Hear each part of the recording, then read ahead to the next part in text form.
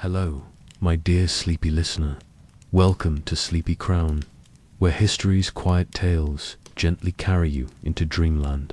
Tonight, we embark on a peaceful journey through one of history's most tragic royal stories, the complete rise and fall of Henry VI, the mad king who lost everything, and the final collapse of the House of Lancaster. We'll softly explore the extraordinary life of a gentle king who inherited two mighty kingdoms, but lost them both from his birth as heir to England and France. Through his scholarly nature that made him unsuited for medieval warfare, his descent into madness, and finally the devastating Wars of the Roses that tore England apart and destroyed his dynasty while discovering the human cost of power, the tragedy of good intentions in a brutal world, and the end of an entire royal bloodline. Before you drift away into peaceful slumber, please take a moment to like this video, leave a gentle comment about what you find most tragic about Henry V's story, and subscribe to keep these soothing historical tales coming your way. So cozy up, close your eyes, and let these gentle whispers from medieval England lull you into restful sleep as we follow the complete tragedy of the king who inherited everything and lost it all. If you're new here, welcome to the Sleepy Crown family. Henry, later known as King Henry VI of England and France, entered this world on the 6th day of December in the year 1421, during one of the coldest winters in living memory. The stone walls of Windsor Castle, that ancient fortress of English kings, bore witness to the birth of a child who would inherit more power and responsibility than perhaps any infant in European history, yet would ultimately lose everything that had been entrusted to his care. The circumstances surrounding Henry's birth were both magnificent and ominous, filled with the promise of unprecedented achievement and the seeds of catastrophic failure. His father, the legendary Henry V, had just achieved what many considered impossible: the conquest of much of France and the recognition of English claims to the French throne through the Treaty of Troyes. The infant prince, born on that December morning, was destined to rule not merely England, but a vast Anglo-French empire that stretched from the Scottish borders to the Mediterranean coast. Yet even as courtiers celebrated the birth of this future king of two realms, darker currents flowed beneath the surface of royal triumph. Henry V, the architect of English greatness, was campaigning once again in France, pressing his advantages against a still resistant enemy. The king who had achieved the impossible at Agincourt and through subsequent campaigns was absent from his son's birth, pursuing the endless military campaigns necessary to maintain his conquests. This absence, though diplomatically necessary, would prove prophetic of the relationship between father and son. One would be remembered as England's greatest warrior king, the other as its most tragic failure. The baby prince's bloodline carried within it both the seeds of greatness and the roots of future conflict. Through his father, he inherited the Lancastrian claim to the English throne, established when his grandfather Henry IV had deposed the ineffective Richard II in 1399. This usurpation, though successful and generally accepted, had created precedents that would haunt the House of Lancaster, demonstrated that English kings could be removed by force if they proved inadequate to their responsibilities. Through his mother, Catherine of Valois, the infant Henry possessed equally impressive but more complicated royal credentials. Catherine was the daughter of Charles VI of France, the king whose mental instability had earned him the nickname Charles the Mad. The irony of this maternal inheritance would become tragically apparent decades later, as Henry VI would suffer from mental illness remarkably similar to that which had afflicted his French grandfather. The blood that gave him a claim to the French throne also carried within it the seeds of the madness that would ultimately destroy his reign. The Treaty of Troyes, signed just a year before Henry's birth, had theoretically resolved the conflict between England and France by uniting the two crowns in the person of Henry V and his heirs. According to this agreement, Henry VI would inherit both kingdoms upon the deaths of his father and maternal grandfather, creating a unified realm that would dominate Western Europe. The treaty represented the pinnacle of English achievement. In the 100 Years' War, the fulfillment of dreams that English kings had pursued since the time of Edward III. But the very magnitude of this inheritance contained within it the elements of its own destruction. The dual monarchy created by the Treaty of Troyes required constant military pressure to maintain, as large portions of France remained loyal to the Dauphin Charles, who had been disinherited by the treaty but continued to resist from his strongholds. In central and southern France, the infant Henry would inherit not only two crowns but also the massive military and financial commitments necessary to defend them against determined enemies. The political complexities of the dual monarchy were staggering in their scope and difficulty. England and France had been enemies for generations, each with its own languages, legal systems, customs, and deeply rooted antagonisms toward the other. The idea that a single monarch could effectively rule both kingdoms required not only exceptional personal abilities but also the cooperation of nobles and common people who had spent lifetimes viewing each other as mortal enemies. The infant Henry would be expected to bridge differences that had persisted for centuries and to command loyalty from subjects who had never willingly submitted to foreign rule. Even more challenging than the political difficulties were the economic realities of maintaining the dual monarchy. The financial costs of garrisoning French territories, conducting ongoing military campaigns, and administering two separate governmental systems were enormous. England's economy, prosperous though it was by medieval standards, was simply not large enough to support such massive expenditures indefinitely. The dual monarchy would require either constant military success that generated enough plunder and tribute to pay for itself, or a level of taxation that would eventually exhaust even the most patient subjects. The timing of Henry's birth, while seemingly auspicious, actually occurred at a moment when the foundations of English success in France were already beginning to show signs of strain. Henry V's brilliant military campaigns had achieved remarkable territorial gains, but they had not eliminated French resistance or created the stable governmental structures necessary for long-term English rule. French nobles, who had submitted to English authority after military defeats, often did so reluctantly and temporarily, waiting for opportunities to rebel or switch sides when circumstances permitted. The infant prince's personal characteristics, insofar as they could be observed in a newborn, seemed to presage some of the challenges that would later define his reign. Contemporary observers noted that the baby was unusually quiet and peaceful, seldom crying and apparently content with minimal attention. While these traits might be considered virtues in a private individual, they would prove problematic in a king who would need to command through force of personality and inspire loyalty through charismatic leadership. The court that surrounded the infant Henry was filled with ambitious and talented individuals who would shape his early years and influence his approach to kingship.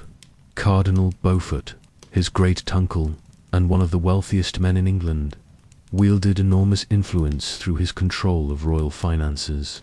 The Earls of Warwick and Suffolk, along with other powerful nobles, each brought their own political agendas and regional interests to the royal council. These competing influences would pull the young king in different directions throughout his minority and beyond. As winter deepened around Windsor Castle in the months following Henry's birth, messengers continued to arrive with reports from France, where Henry V pressed his military campaigns with the relentless energy that had characterized his entire reign. The king, who had given England its greatest victories, was already planning new conquests and consolidating existing gains. apparently confident that his infant son would inherit a secure and permanent empire. The irony of this confidence would become apparent only later, when the empire built by the father's sword would crumble under the gentle hand of his scholarly son. The tragedy of Henry VI began not with his eventual madness or the Wars of the Roses, but with his birth into circumstances that demanded more than any human being could reasonably be expected to provide. The infant who seemed so peaceful in his cradle had been born to carry burdens that would have challenged the greatest kings in history, at a time when the very foundations of English power were more fragile than anyone realized. The magnificent inheritance that should have made Henry VI the most powerful monarch in Europe would instead become the instrument of his destruction, as the weight of impossible expectations crushed a gentle spirit that had never been suited for the brutal realities of medieval kingship. The baby born on that cold December morning in 1421 would live to see everything his father had built crumble away, leaving him not as the master of two kingdoms, but as a mad king who had lost everything. The news that would transform the infant Henry from prince to king arrived at Windsor Castle on a grey September morning in 1422, carried by exhausted messengers who had ridden hard from the French coast with tidings that would shake the foundations of two kingdoms. Henry V, the architect of English greatness and the conqueror of France, was dead at the age of 35, struck down not by enemy weapons, but by the invisible enemy of dysentery while besieging the fortress town of Meaux. The king's death came with shocking suddenness, despite the fact that he had been campaigning almost continuously for years, and had pushed his physical resources to their limits. Contemporary accounts describe how Henry V had continued to direct military operations even as fever ravaged his body and weakness made it difficult for him to remain mounted on his horse. His final weeks were spent in the castle of Vincennes, where he alternated between periods of lucid strategic planning and delirious ravings about continued conquests that would never come. The manner of Henry V's death was particularly cruel in its implications for the future. Had he fallen in battle, his death would have carried with it the honor of a warrior's end, and would have inspired his followers to avenge their fallen leader. Instead, disease had claimed him in a way that seemed to mock his previous invincibility, and suggested that perhaps divine favor was beginning to turn away from English ambitions in France. The psychological impact on English morale was profound, as soldiers and nobles struggled to accept that their seemingly invincible king had been felled by an ordinary illness.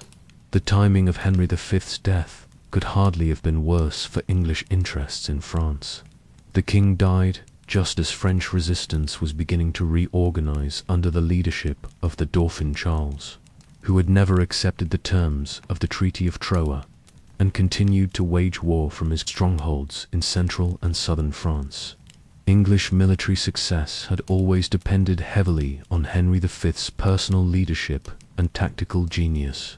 Without him, the complex task of maintaining control over hostile French territories became exponentially more difficult.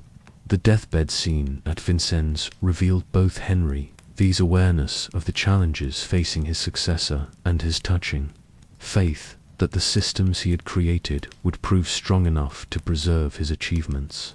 According to contemporary accounts, the dying king spent his final conscious hours making arrangements for the regency that would govern during his son's minority. He entrusted different aspects of his legacy to different members of his family, hoping that their combined efforts would compensate for the absence of strong royal leadership.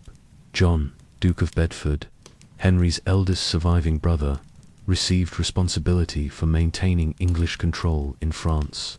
Bedford was widely regarded as the most militarily capable of the royal brothers, and his appointment to this crucial position reflected Henry V's understanding that preserving the French conquests would require constant vigilance and occasional military action.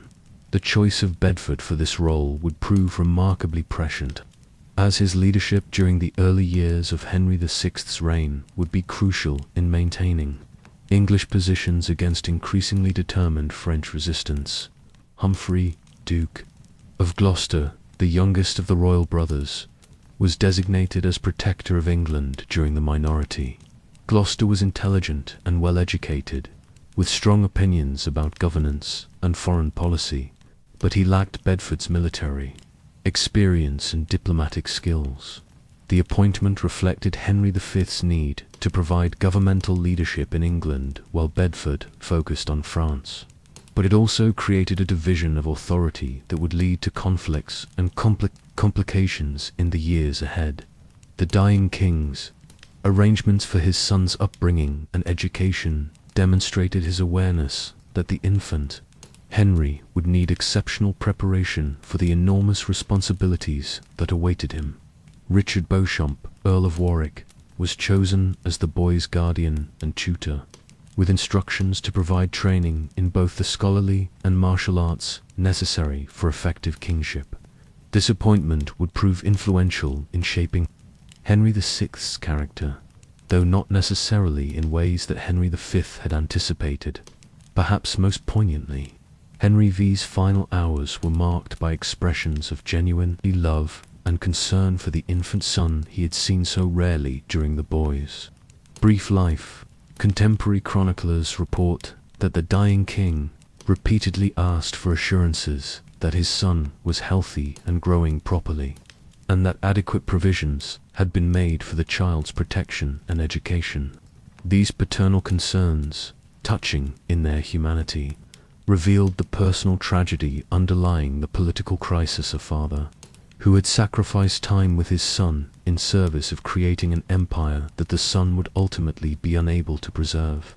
The practical consequences of Henry V's death became apparent almost immediately, as French resistance movements sensed opportunity in English uncertainty and began to intensify their activities. The Dauphin Charles, who had never ceased to style himself as the rightful king of France, issued proclamations calling on all French nobles to reject English authority and rally to his banner. These appeals met with increasing success as word spread that the great English conqueror was dead and had been replaced by an infant who could not even speak, let alone lead armies into battle.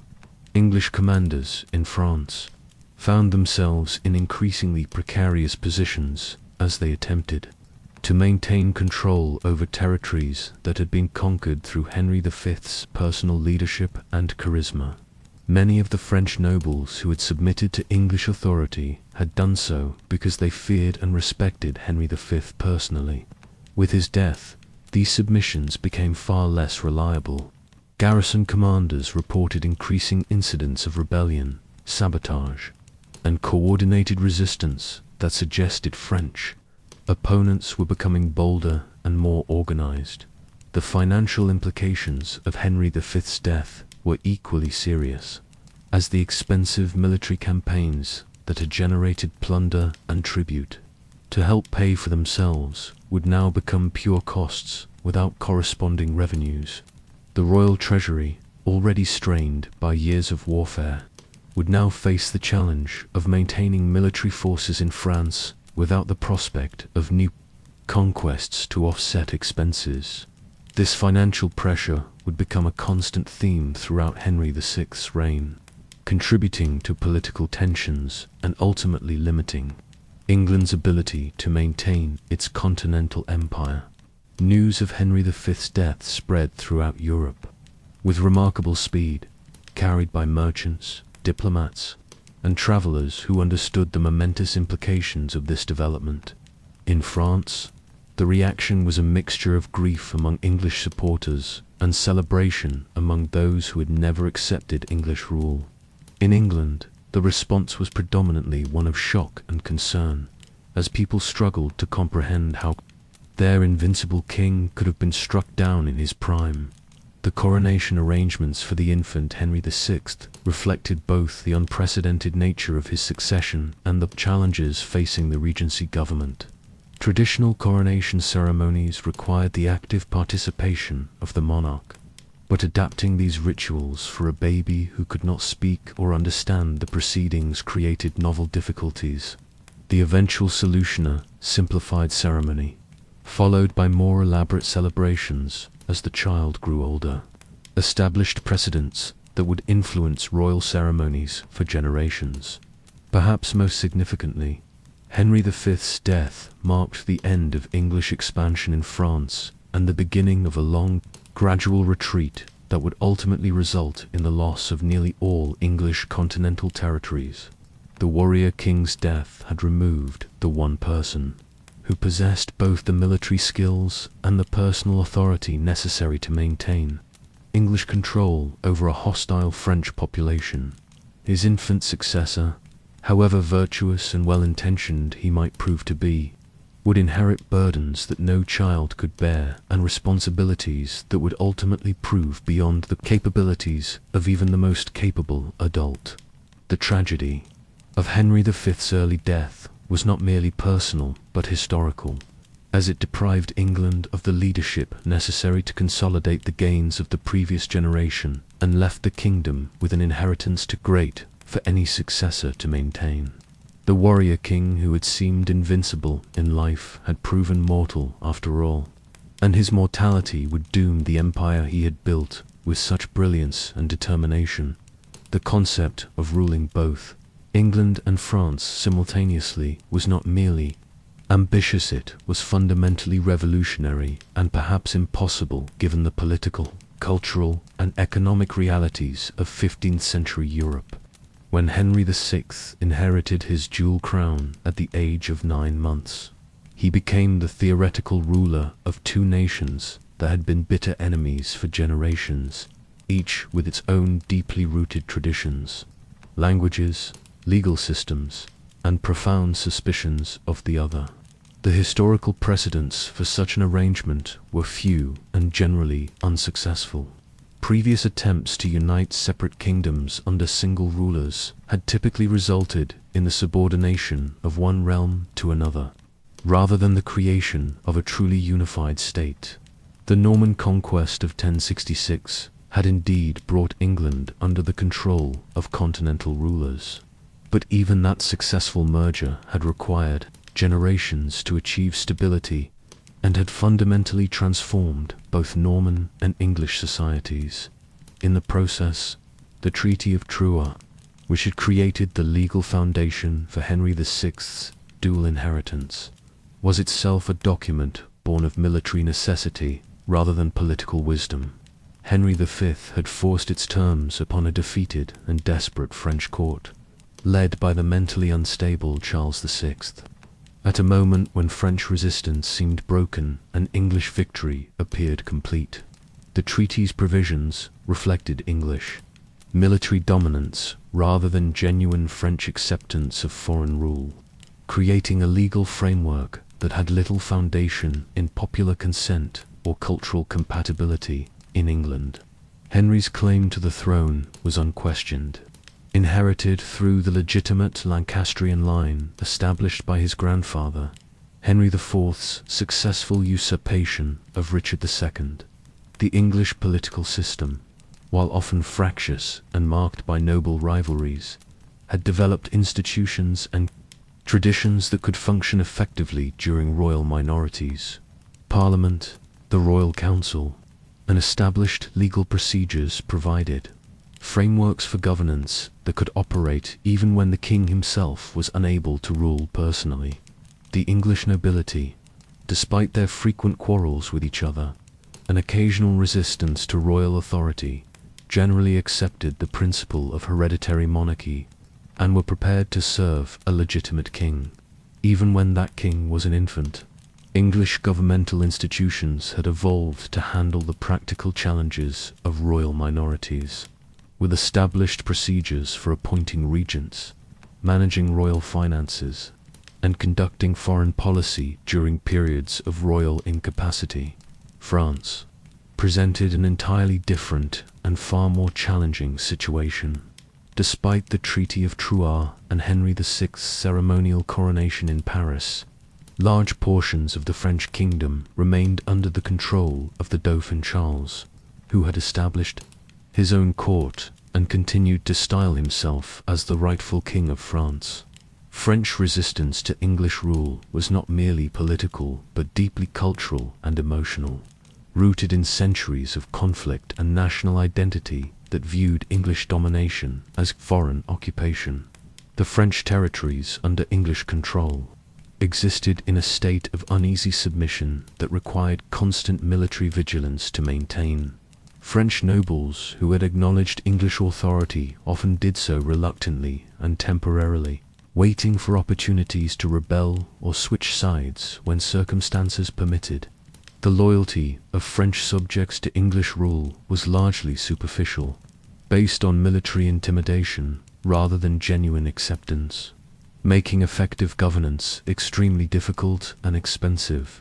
The logistical challenges of governing two kingdoms separated by the English Channel were staggering in their complexity. Communication between England and English-held territories in France could take weeks, making coordinated policy decisions nearly impossible. Military campaigns required enormous resources that had to be transported across dangerous waters, while administrative decisions made in one kingdom often had unforeseen consequences in the other. Cultural and linguistic differences created additional obstacles that no amount of military force could overcome. The English spoke a Germanic language that had been heavily influenced by Norman French, but which remained fundamentally different from the various Romance dialects spoken throughout France. English legal traditions were based on common law and parliamentary authority, while French legal systems varied by region and emphasized royal prerogative and local customs that conflicted with English. Administrative practices, religious divisions, while less pronounced than the political and cultural obstacles, nevertheless added another layer of complexity to the challenge of governing both kingdoms. Although both realms were officially Catholic, the Great Western Schism had created competing papal allegiances that often aligned with political divisions. Church appointments and religious policy became sources of diplomatic tension when different regions supported different papal claimants. The economic foundations of the dual monarchy were perhaps its greatest weakness. England's economy, while prosperous by medieval standards, was simply not large enough to support the massive military expenditures required to maintain control over hostile French territories. The costs of garrisoning fortified towns, supplying troops across the English Channel, and conducting active military campaigns created a constant drain on royal finances that could not be sustained indefinitely. The English wool trade with Flanders provided significant royal revenues through customs duties, but these income sources were inadequate to fund the scale of military operations necessary to maintain French territories against determined resistance. Parliamentary grants could provide additional funding during crises, but Parliament's willingness to support expensive foreign campaigns was limited, especially as the military situation in France deteriorated and the costs continued to mount. Without corresponding gains, French resistance to English rule was not merely military but encompassed economic warfare, administrative sabotage, and popular resistance that made effective governance nearly impossible. French subjects under English control often engaged in passive resistance, refusing to pay taxes, providing intelligence to enemy forces, and generally making English administration as difficult and expensive as possible. This underground resistance was difficult to combat through military means and created constant security concerns for English administrators. The strategic requirements of the dual monarchy demanded a level of personal leadership and military competence that few monarchs in history had ever possessed. Henry V had maintained English control through constant campaigning, personal charisma, and tactical brilliance that inspired fear and respect among both enemies and allies.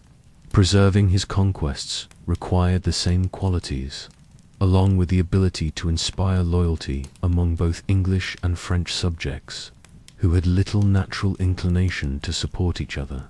Perhaps most fundamentally, the dual monarchy created impossible expectations that no ruler could reasonably fulfill.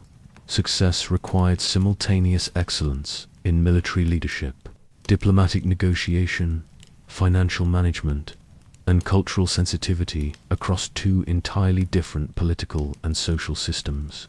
The monarch had to be simultaneously an English king acceptable to English nobles and parliament, and a French king capable of inspiring loyalty among French subjects who viewed him as a foreign conqueror. The tragedy of Henry VI's inheritance was not merely that he personally lacked the qualities necessary for such an enormous challenge, but that the challenge itself may have been beyond the capabilities of any individual ruler. The dual monarchy represented the high watermark of English ambition in France, but it was an achievement that could not be sustained without the constant application of military force and exceptional personal leadership that had created it. In the first place, as Henry VI grew from infancy toward childhood, the inherent contradictions and impossible demands of his dual inheritance would become increasingly apparent, setting the stage for the gradual collapse of English power in France and the domestic conflicts that would ultimately destroy the House of Lancaster itself. The death of Henry V created an unprecedented constitutional crisis in English history, as the kingdom found itself ruled by an infant king who could not possibly exercise royal authority for years to come. The Regency government established to rule in Henry VI's name was far more complex and contentious than any previous arrangement of its kind, involving some of the most powerful and ambitious nobles in the realm, each with their own vision of how the kingdom should be governed and their own interests to protect and advance. The structure of the Regency reflected both the complexity of Henry's dual inheritance and the competing ambitions of those who sought to control it. Unlike previous royal minorities, which had typically involved a single regent appointed to act in the king's name, Henry VI's regency was divided among multiple authorities, each responsible for different aspects of his vast inheritance. This division of power was both practically necessary and politically dangerous, as it created multiple centers of authority that would inevitably come into conflict with each other. John, Duke of Bedford, emerged as the most crucial figure in the Regency arrangement, receiving responsibility for maintaining English control in France and continuing the military campaigns necessary to preserve Henry V's conquests.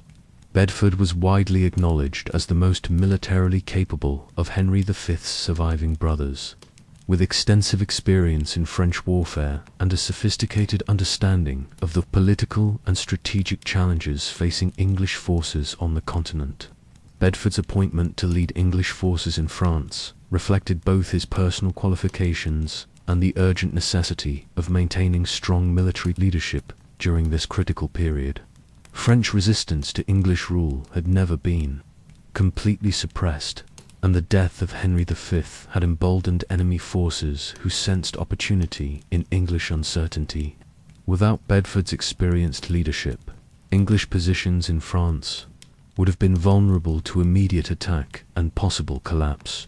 The Duke's approach to governing English territories in France demonstrated both his military competence and his understanding of the delicate political balance necessary to maintain control over a hostile population. He combined firm military authority with diplomatic outreach to French nobles who were willing to cooperate with English rule, creating a system of governance that was more flexible and responsive than the purely military occupation that some English commanders favored. Bedford's financial management of English territories in France was particularly crucial during this period, as the costs of maintaining military forces and administrative systems threatened to overwhelm the regency's limited resources. He implemented taxation systems that were designed to generate revenue without provoking widespread rebellion, while also maintaining the military strength necessary to suppress resistance when it occurred in England itself. Humphrey, Duke of Gloucester, assumed the role of protector of the realm, a position that gave him theoretical authority over domestic governance, while Bedford focused on French affairs. Gloucester was intelligent, well-educated, and deeply interested in literature and scholarship, but he lacked Bedford's military experience and diplomatic skills. His approach to governance was often more theoretical than practical, leading to conflicts with other members of the Regency Council, who favored more pragmatic approaches to political problems. Gloucester's relationship with other powerful figures in the Regency government was frequently strained, particularly with Cardinal Henry Beaufort, who wielded enormous influence through his control of royal finances and his extensive network of ecclesiastical and political connections. These personality conflicts often paralyzed governmental decision-making, as major policy initiatives required consensus among nobles who had fundamentally different approaches to governance and conflicting personal ambitions. The Duke's position as protector was also complicated by the fact that his authority was explicitly temporary and limited, designed to expire when Henry VI reached majority and could assume personal control of royal government. This temporary nature of his position made it difficult for Gloucester to implement long-term policies or build the kind of stable governmental systems that the kingdom desperately needed during this period of transition and uncertainty. Cardinal Henry Beaufort emerged as perhaps the most influential single figure in the Regency government, despite holding no formal secular office. As Bishop of Winchester and later Cardinal, Beaufort combined spiritual authority with enormous personal wealth that he frequently lent to the crown during financial crises. His loans to the royal treasury gave him leverage over governmental policy that often exceeded that of officially appointed regents. Beaufort's political philosophy favored negotiation and compromise over military confrontation, putting him frequently at odds with more aggressive members of the Regency Council, who believed that English interests could best be preserved through strong military action. His preference for diplomatic solutions was particularly evident in his approach to the ongoing conflict in France, where he advocated for peace negotiations rather than continued military campaigns.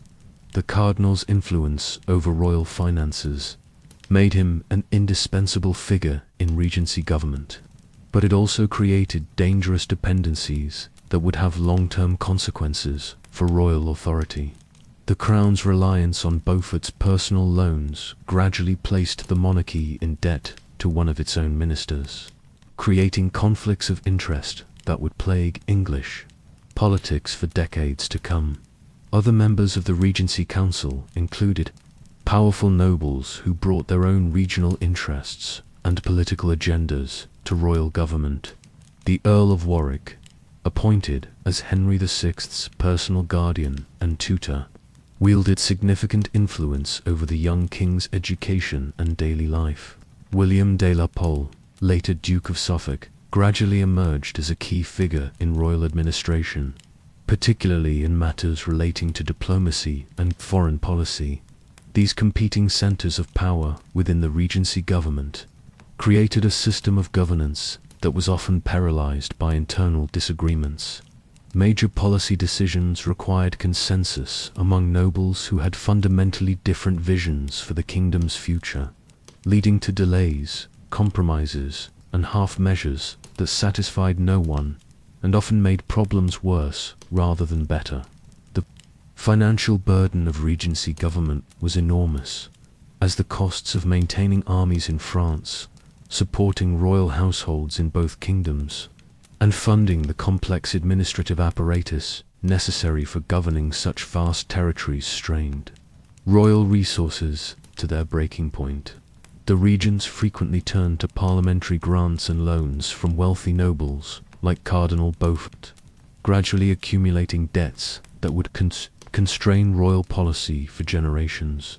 Communication between the various centers of Regency power was slow and often unreliable, as letters between Bedford in France, Gloucester in England, and other council members could take weeks to reach their destinations. This communication lag meant that coordinated policy making was extremely difficult, and different parts of the Regency government sometimes pursued contradictory objectives because they lacked timely information about each other's activities. Perhaps most significantly, the Regency years established dangerous precedents for noble involvement in royal government that would have lasting consequences for English political development.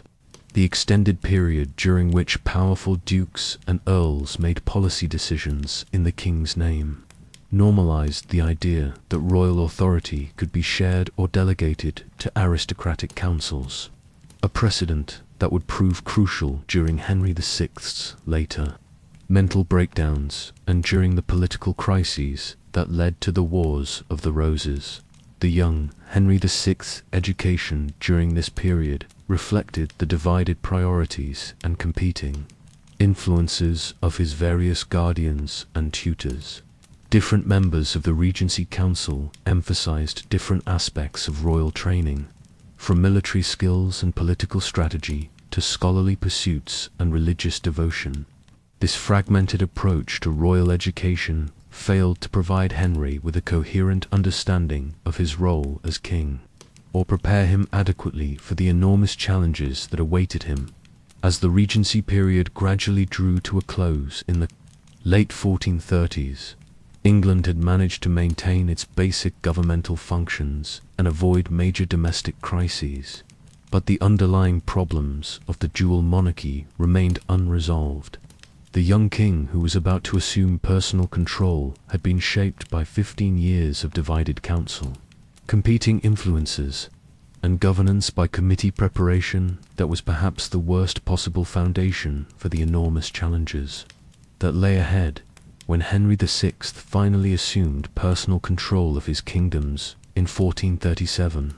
At the age of 16, the contrast between him and his legendary father became immediately and painfully apparent to everyone who served at court.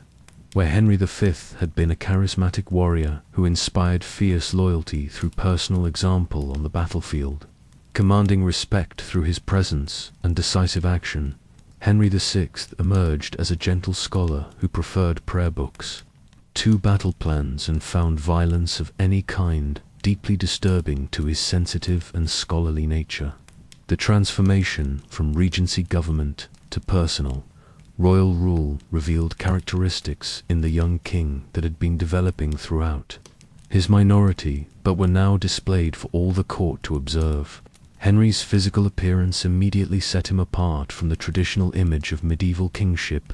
He was tall but slender, with a pale complexion and soft features that reflected his scholarly rather than martial inclinations.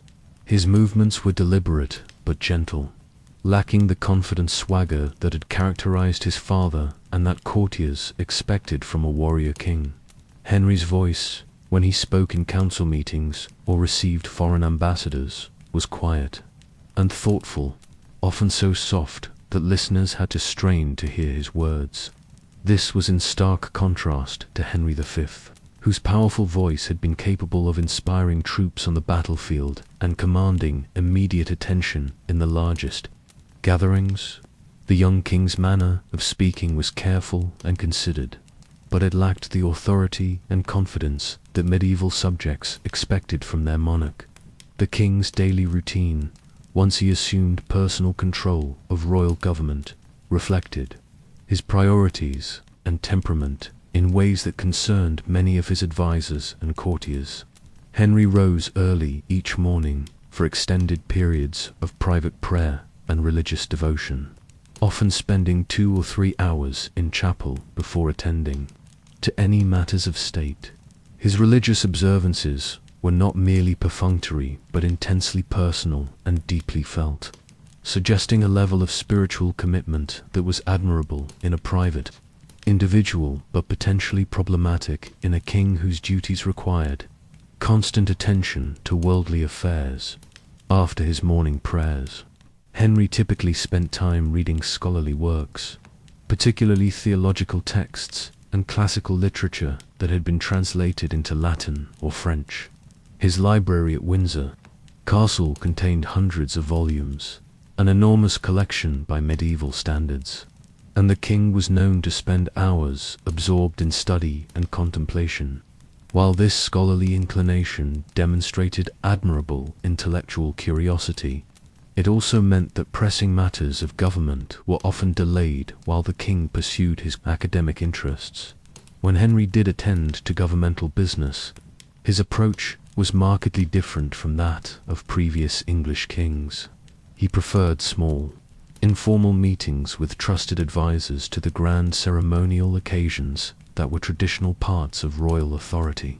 The king found large gatherings overwhelming and was often visibly uncomfortable during formal court ceremonies, state banquets, and diplomatic receptions that required him to be the center of attention for extended periods. Henry's decision-making process reflected his gentle and contemplative nature, but also revealed serious weaknesses that would prove devastating in the harsh world of medieval politics. The king was reluctant to make quick decisions, preferring to deliberate extensively and seek advice from multiple sources before committing to any course of action.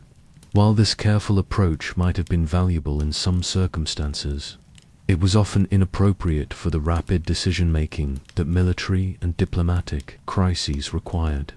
Perhaps most problematically, Henry's aversion to conflict and violence was genuine and profound, creating serious difficulties for a king whose authority ultimately rested on the threat of military force.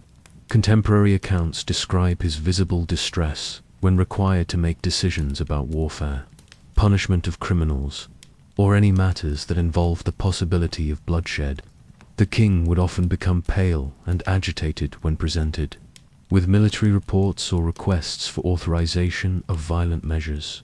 This aversion to violence manifested itself in Henry's frequent commutation of death sentences to lesser penalties, his reluctance to authorize military campaigns, and his consistent attempts to resolve conflicts through negotiation rather than force. While these impulses were certainly admirable from a moral perspective, they created serious problems for maintaining royal authority in an age when the threat of severe punishment was often the only thing that prevented widespread lawlessness and rebellion. The king's mercy, while reflecting genuine Christian virtue, often had unintended consequences that actually increased suffering rather than reducing it. Criminals who were pardoned or given light sentences often interpreted royal mercy as weakness and returned to their illegal activities with increased boldness. Local magistrates and royal officials found their authority undermined when they knew that harsh sentences they imposed might be overturned by royal intervention.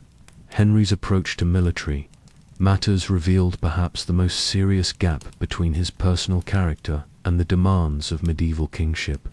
Unlike his father, who had lived for warfare and found his greatest fulfillment in military campaigns, Henry VI showed little interest in martial affairs, and even less aptitude for military strategy and leadership. He rarely visited military installations, showed no enthusiasm for weapons or tactical discussions, and was clearly uncomfortable in the presence of soldiers and military commanders. When military decisions were unavoidable, Henry typically deferred to his advisors rather than asserting personal leadership or demonstrating the kind of strategic thinking that successful military campaigns required. This delegation of military authority was dangerous in an age when personal royal leadership was often the difference between victory and defeat, and when soldiers expected to see their king taking personal risks alongside them in battle. The contrast between Henry VI and his father was never more apparent than in their respective approaches to the ongoing conflict in France. Henry V had maintained English control over French territories through constant personal campaigning, tactical brilliance, and the kind of charismatic leadership that inspired both fear in enemies and devotion in followers. His son, however, showed no inclination to visit French territories. let alone lead military campaigns there, preferring to attempt governance of these hostile territories. Through diplomatic correspondence and administrative directives, Henry's educational background, while impressive in its scholarly depth, had failed to prepare him adequately for the practical demands of kingship. His tutors had emphasized classical learning, theological study, and moral philosophy, all valuable subjects that contributed to his development as a thoughtful and principled individual. However, they had devoted insufficient attention to practical skills like military strategy, diplomatic negotiation, financial management, and the kind of political maneuvering that effective kingship required. The king's genuine piety and moral sensitivity, while admirable qualities in themselves, often put him at odds with the harsh realities of medieval politics. Henry was deeply troubled by the moral implications of taxation, which he viewed as taking money from his subjects who needed it for their own survival.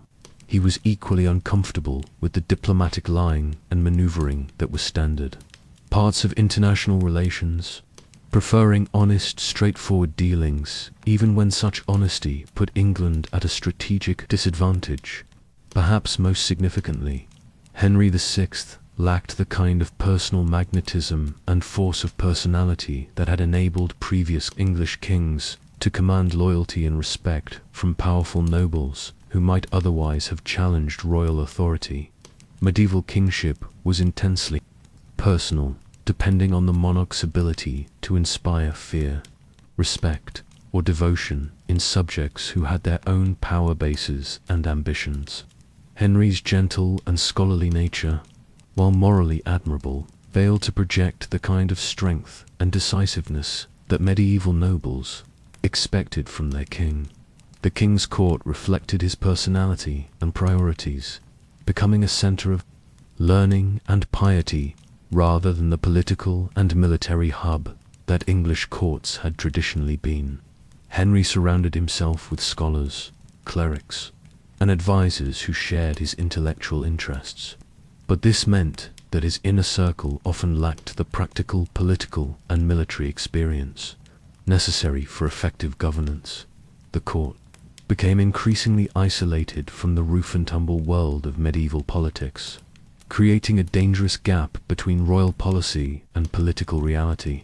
Henry's approach to royal ceremony and display also differed markedly from traditional expectations of medieval kingship, where previous kings had used elaborate ceremonies, rich clothing, and magnificent displays to reinforce their authority and impress both subjects and foreign visitors. Henry preferred simple dress and modest ceremonies that reflected his personal humility but failed to project the kind of majesty that medieval people expected from their monarch. The king's personal habits and interests, while admirable in many respects, often interfered with his royal duties in ways that concerned his advisors and frustrated his subjects. Henry would become so absorbed in reading or prayer that he would forget about scheduled meetings with important nobles or foreign ambassadors. His tendency to view political problems through moral and theological lenses sometimes led him to propose solutions that were impractical or even dangerous, despite their moral appeal.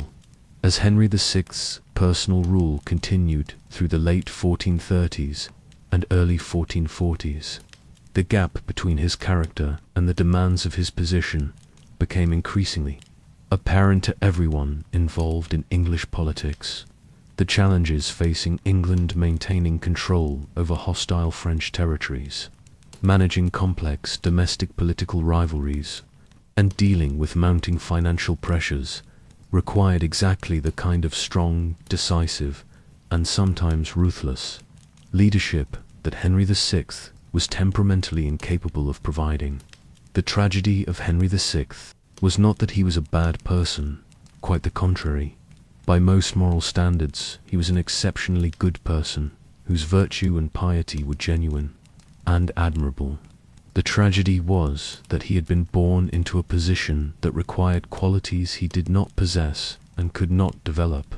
creating a fundamental mismatch between the man and his circumstances that would ultimately prove catastrophic for both his personal welfare and the stability of his kingdom. The collapse of English power in France during Henry VI's reign represented one of the most dramatic and complete military reversals in medieval European history. Within the span of little more than 2 decades, the vast continental empire that Henry V had built through genius, determination, and extraordinary military skill crumbled away piece by piece, until England retained only the fortified port city of Calais as a lonely reminder of its once mighty dominion over French territories.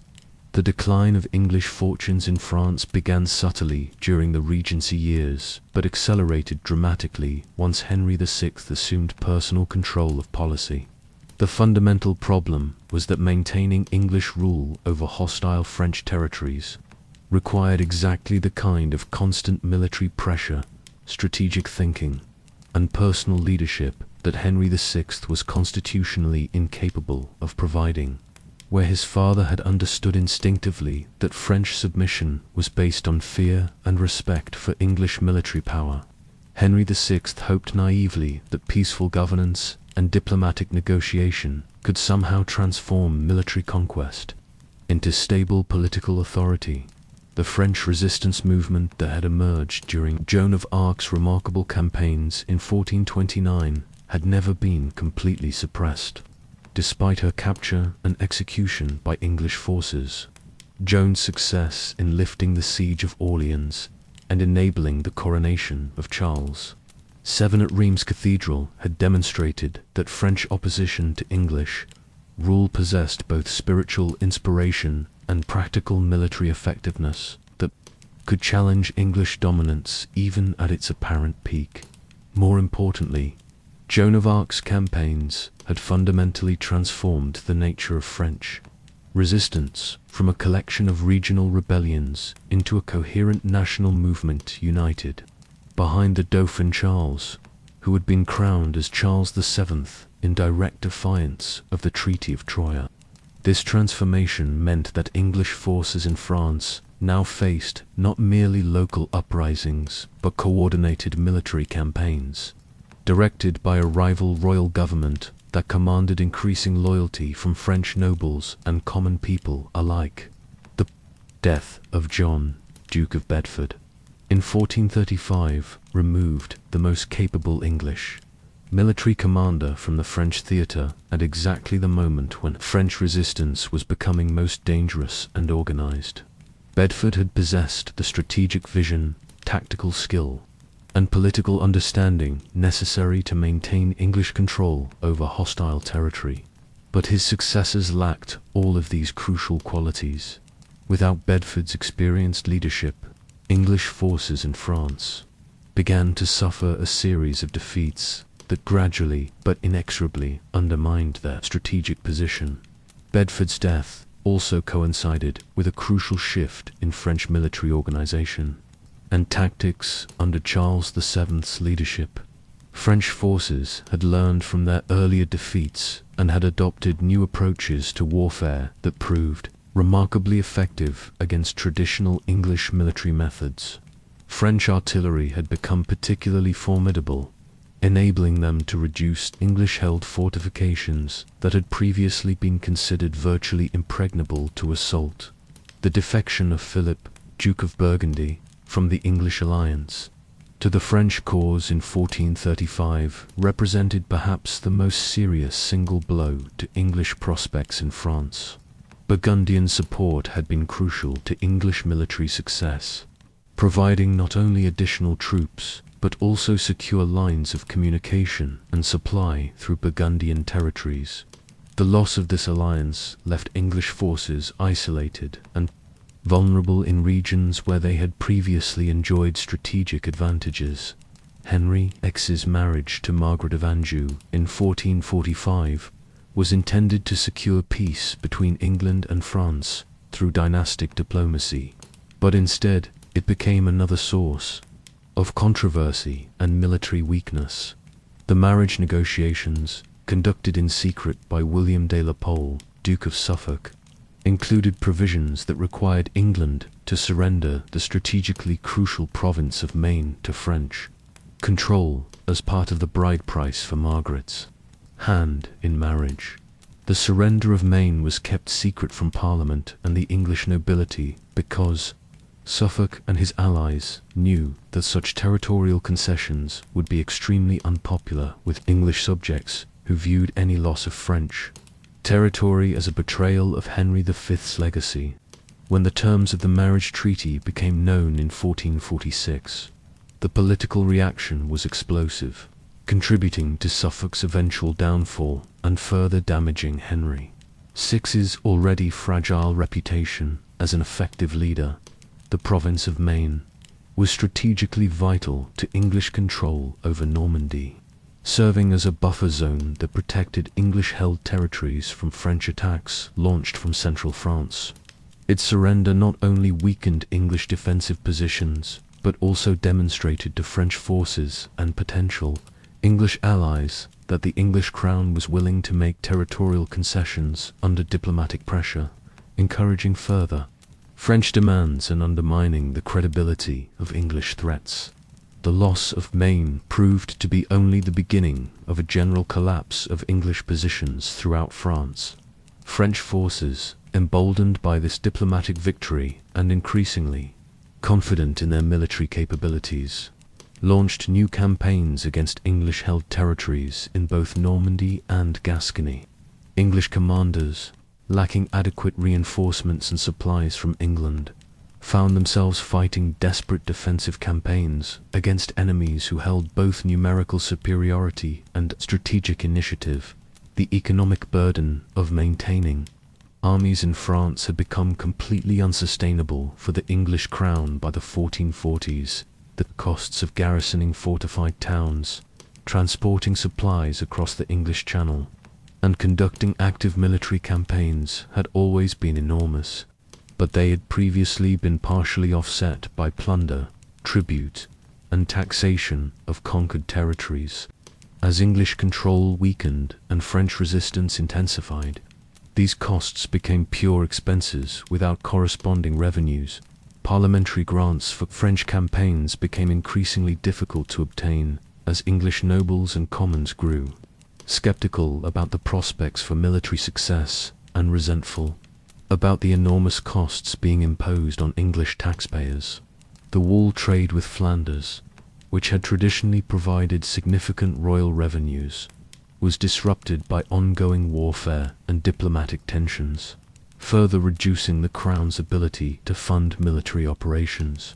The fall of Rouen in October 1449 marked the effective end of English control over Normandy and represented both a strategic and symbolic catastrophe for English interests in France. Rouen had been the capital of the Norman dukes and the administrative centre of English rule in northern France for over 30 years. Its surrender to French forces after only a brief siege demonstrated that English military power had deteriorated to the point where even major fortified cities could no longer resist determined attacks.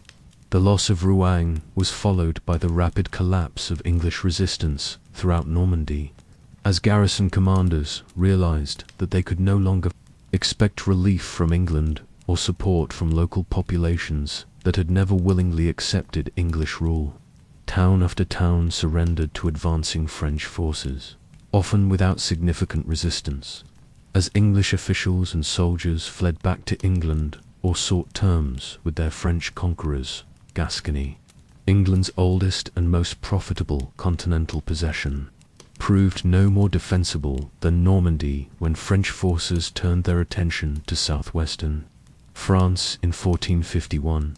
The English duchy in Gascony, which had been under English control for 3 centuries and had generated enormous revenues from wine trade, was overrun by French armies in a campaign that lasted only a few months and met minimal English resistance.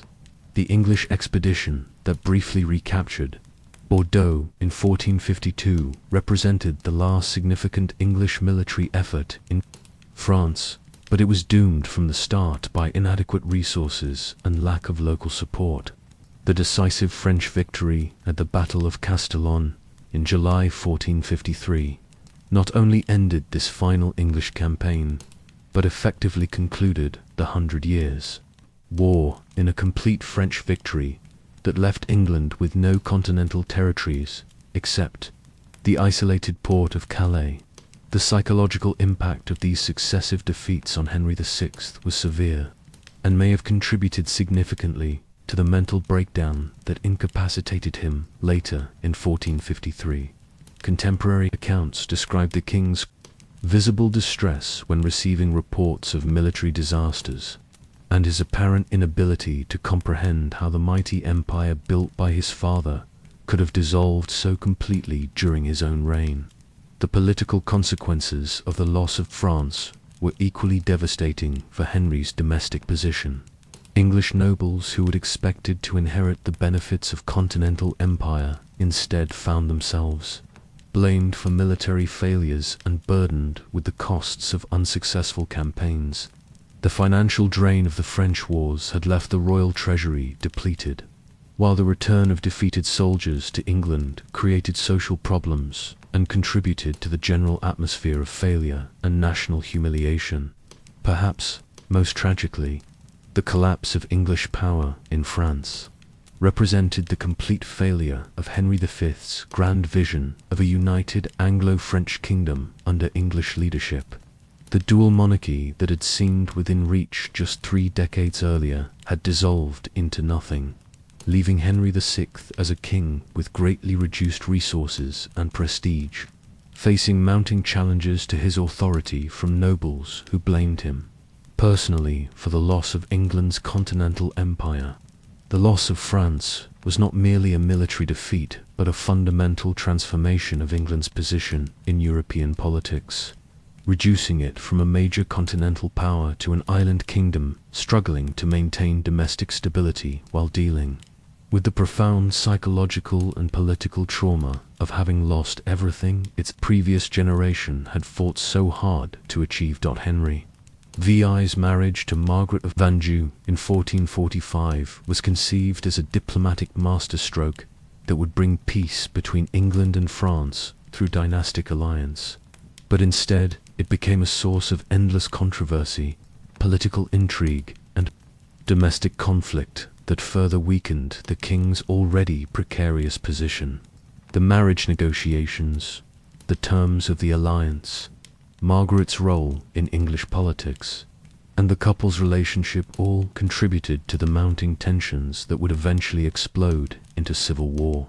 The decision to seek a French bride for Henry VI reflected the English government's growing recognition that military solutions to the French conflict had become impossible to sustain, given England's financial constraints and the strengthening of French resistance under Charles VII. Cardinal Beaufort and William de la Pole, Duke of Suffolk, who dominated royal policy during this crucial period, believed that a carefully negotiated marriage alliance could achieve what decades of warfare had failed to accomplish: a lasting peace that would preserve at least some English territorial holdings in France, while reducing the ruinous costs of maintaining armies across the Channel. The choice of Margaret of Anjou as Henry's bride was made for reasons that combined practical politics with dynastic calculation.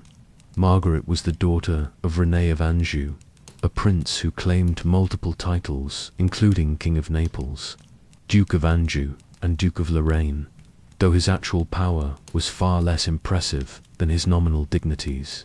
More importantly, for English diplomatic purposes, Margaret was the niece of Charles VII of France, making her part of the extended French royal family and potentially valuable as a bridge between the warring kingdoms. Margaret's personal qualities also recommended her as a suitable bride for the gentle and scholarly Henry VI. Contemporary accounts describe her as intelligent, articulate, and well-educated, with a strong personality that might complement Henry's more passive nature. At 15 years of age, when the marriage was negotiated, she was young enough to adapt to English customs while being old enough to begin producing heirs. Immediately after the wedding, However, the financial terms of Margaret's marriage revealed England's weakened position in ways that would prove politically disastrous. Unlike traditional royal marriages, where brides brought substantial dowries that enriched their new kingdoms, Margaret came to England essentially empty. Her father René was unable to provide the kind of financial settlements that normally accompanied such high-level matrimonial alliances, forcing English negotiators to accept terms that provided no immediate economic benefits to the English crown. Even more damaging were the secret concessions that Suffolk had agreed to make as part of the marriage negotiations. In addition to the public ceremonies and celebrations, the marriage treaty included hidden clauses that committed England to surrendering the strategically vital province of Maine to French control as part of the price for securing Margaret as Henry's bride. This territorial concession was kept secret from Parliament and the English nobility because Suffolk and his allies knew that such losses would be viewed as betrayals of English interests and Henry V's legacy. The revelation of these secret terms in 1446 created a political crisis that destroyed Suffolk's career and further damaged Henry VI's reputation for competent leadership. When the full details of the marriage negotiations became known, Parliament and the nobility reacted with fury, viewing the surrender of Maine as evidence of both diplomatic incompetence and willingness to sacrifice English interests for personal political advantage. The fact that these concessions had been kept secret made them appear even more treacherous and undermined trust in royal government. Margaret's arrival in England in April 1445 was marked by elaborate celebrations designed to demonstrate the success of the peace policy and to welcome the new queen with appropriate ceremony. However, these festivities could not disguise the underlying political tensions created by the marriage terms, and Margaret quickly discovered that her position as queen consort was complicated by widespread suspicion about her loyalties and her family's connections to French interests. The new queen's personality and political instincts proved to be far more formidable than anyone had anticipated when the marriage was arranged. Unlike her gentle and passive husband, Margaret possessed a strong will, clear political judgment, and an absolute determination to protect both Henry's throne and her own position as queen. These qualities, which might have been valuable assets under different circumstances, instead made her a polarizing figure who attracted both devoted supporters and determined enemies. Margaret's political involvement became increasingly prominent as Henry's own limitations as a ruler became more apparent to everyone at court. The king's reluctance to make difficult decisions, his aversion to political conflict, and his preference for scholarly pursuits over governmental responsibilities created power vacuums that Margaret felt compelled to fill. Her intervention in political matters was probably necessary given Henry's inadequacies, but it violated traditional medieval expectations about the proper role of queens and created additional sources of political tension. The queen's relationship with powerful English nobles was complicated by her French origins and her family's connections to Charles VII's court. Many English lords viewed Margaret with suspicion, wondering whether her ultimate loyalties lay with England or with France, and whether her correspondence with French relatives might involve sharing sensitive political or military information. These suspicions, whether justified or not, created an atmosphere of distrust that made effective political cooperation difficult. Margaret's most significant political antagonist was Richard, Duke of York, who possessed the strongest alternative, clung to the English throne, and viewed the Queen as an obstacle to his own political advancement. York's suspicions of Margaret were both personal and political. He resented her influence over Henry VI, and feared that she would work to exclude him from royal government in favor of advisors who were more compliant with her wishes.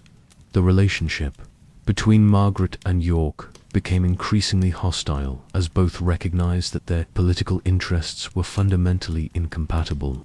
York saw Margaret as a foreign influence who was corrupting English government and leading the kingdom toward disaster through incompetent policies and dangerous foreign entanglements. Margaret, in turn, viewed York as a threat to her husband's authority and her son's eventual inheritance, leading her to work actively to undermine his position and influence. The couple's failure to produce an heir during the first 8 years of their marriage created additional political complications that added to the stress on both Henry and Margaret personally. In medieval politics, a king's inability to secure the succession raised questions about divine favor, personal vigor, and the stability of the dynasty. The lack of children became a source of private anxiety and public speculation that further weakened Henry's already fragile political position. Contemporary accounts suggest that the delay in producing children may have been related to Henry's extremely modest and possibly prudish approach to physical intimacy. Stories survive of the king's embarrassment and discomfort when confronted with any displays of sexuality or physical affection, including his reported shock at seeing mixed bathing at Bath and his departure from court entertainments that featured revealing costumes or suggestive performances. When Prince Edward was finally born in October 1453, the event should have resolved the succession question and strengthened the royal family's political position. However, the birth occurred at exactly the same time as Henry's first major mental breakdown, leading to speculation about the child's paternity and creating new political complications rather than resolving existing ones. The timing of these events suggested to some observers that the stress of producing an heir might have contributed to Henry's psychological collapse. Margaret's response to Henry's mental illness revealed both her strength of character and her determination to protect her family's interests. When the king became catatonic and unable to govern, Margaret immediately moved to establish her own political influence and to protect her infant son's inheritance. Her efforts to claim regency powers during Henry's incapacity brought her into direct conflict with Richard of York and other nobles who saw the king's illness as an opportunity to advance their own political positions. The Queen's French connections, which had initially been viewed as a diplomatic asset that might help secure peace between the kingdoms, increasingly became political liabilities as anti-French sentiment grew stronger in England. The continuing military defeats in France made any association with the French court suspicious in English eyes, and Margaret's correspondence with her French relatives was viewed as potential evidence of divided loyalties. Margaret's strong personality and political activism also created tensions within the royal household and marriage itself. Henry's gentle nature and preference for peace and contemplation clashed with Margaret's more assertive and politically engaged approach to royal responsibilities. While the marriage appears to have been personally compatible and affectionate, the couple's different temperaments and approaches to governance created additional stress in an already difficult political situation. Perhaps most significantly, Margaret's presence at court fundamentally altered the dynamics of English politics by providing an alternative center of authority when Henry proved incapable of effective leadership. This development, while perhaps inevitable given the king's limitations, created the kind of divided loyalties and competing power centers that would characterize the early stages of the Wars of the Roses. The marriage that was intended to bring peace instead brought additional conflict, demonstrating how personal relationships and diplomatic arrangements could have far-reaching and unintended consequences in the intensely personal world of medieval politics. The gradual deterioration of Henry VI's mental health during the late 1440s and early 1450s represented perhaps the most tragic aspect of his already troubled reign. As a king who had never been well suited for the demands of medieval rulership, began to lose even his limited capacity for rational thought and decision-making. What began as apparent absent-mindedness and increasing withdrawal from court life would eventually develop into complete psychological collapse, fundamentally altering the nature of English politics and setting the stage for the civil wars that would destroy his dynasty. The earliest signs of Henry's mental instability were subtle and could easily be mistaken for the natural eccentricities of a scholarly and deeply religious king. Court observers noted that Henry had always been prone to periods of intense religious contemplation, during which he seemed disconnected from worldly concerns. But these episodes gradually became more frequent and prolonged as the 1440s progressed. What had once been occasional spiritual absorption began to interfere regularly with his governmental responsibilities. Henry's attention span, never his strongest attribute, became increasingly erratic and unpredictable during this period. He would sometimes sit through entire council meetings without speaking or apparently listening to the discussions taking place around him, staring blankly at nothing while important decisions were debated. When directly addressed by advisors or visiting dignitaries, he often failed to respond immediately, as if he had not heard the question or needed time to understand what was being asked of him. The king's decision-making process, always slow and deliberative, became even more hesitant and inconsistent as his mental condition deteriorated. Henry would sometimes agree to contradictory policies within the same day, or make grants of land and offices that conflicted with previous decisions he had made only hours or days earlier. His advisors learned to approach him during what seemed to be his more lucid moments, but even then his attention often wandered to spiritual matters or educational projects, rather than the pressing political and military issues facing the kingdom. Religious visions and mystical experiences became increasingly prominent, features of Henry's daily routine during this period of decline. While medieval kings were expected to be devoutly religious, Henry's spiritual devotions took on obsessive qualities that went far beyond normal royal piety. He claimed to receive direct communications from God and various saints, often spending hours in prayer and meditation while important matters of state were delayed or ignored entirely. These religious experiences, which Henry described in detail to his confessors and spiritual advisors, included elaborate visions of heavenly figures, who allegedly provided him with guidance about governmental policy and personal conduct. While such mystical experiences were not uncommon among deeply religious medieval individuals, Henry's increasing reliance on supernatural revelations to guide political decisions created serious problems for effective governance and raised questions about his mental stability among secular advisors. The cumulative stress of military defeats in France appears to have been a significant contributing factor to Henry's psychological deterioration. Each report of lost territories, defeated armies, or failed diplomatic initiatives caused visible distress to the king, who took these setbacks as personal judgments on his worthiness to rule and his relationship with divine providence. The collapse of his father's French Empire represented not only political failure but a profound spiritual crisis for Henry, who believed deeply that military success was a sign of God's favor.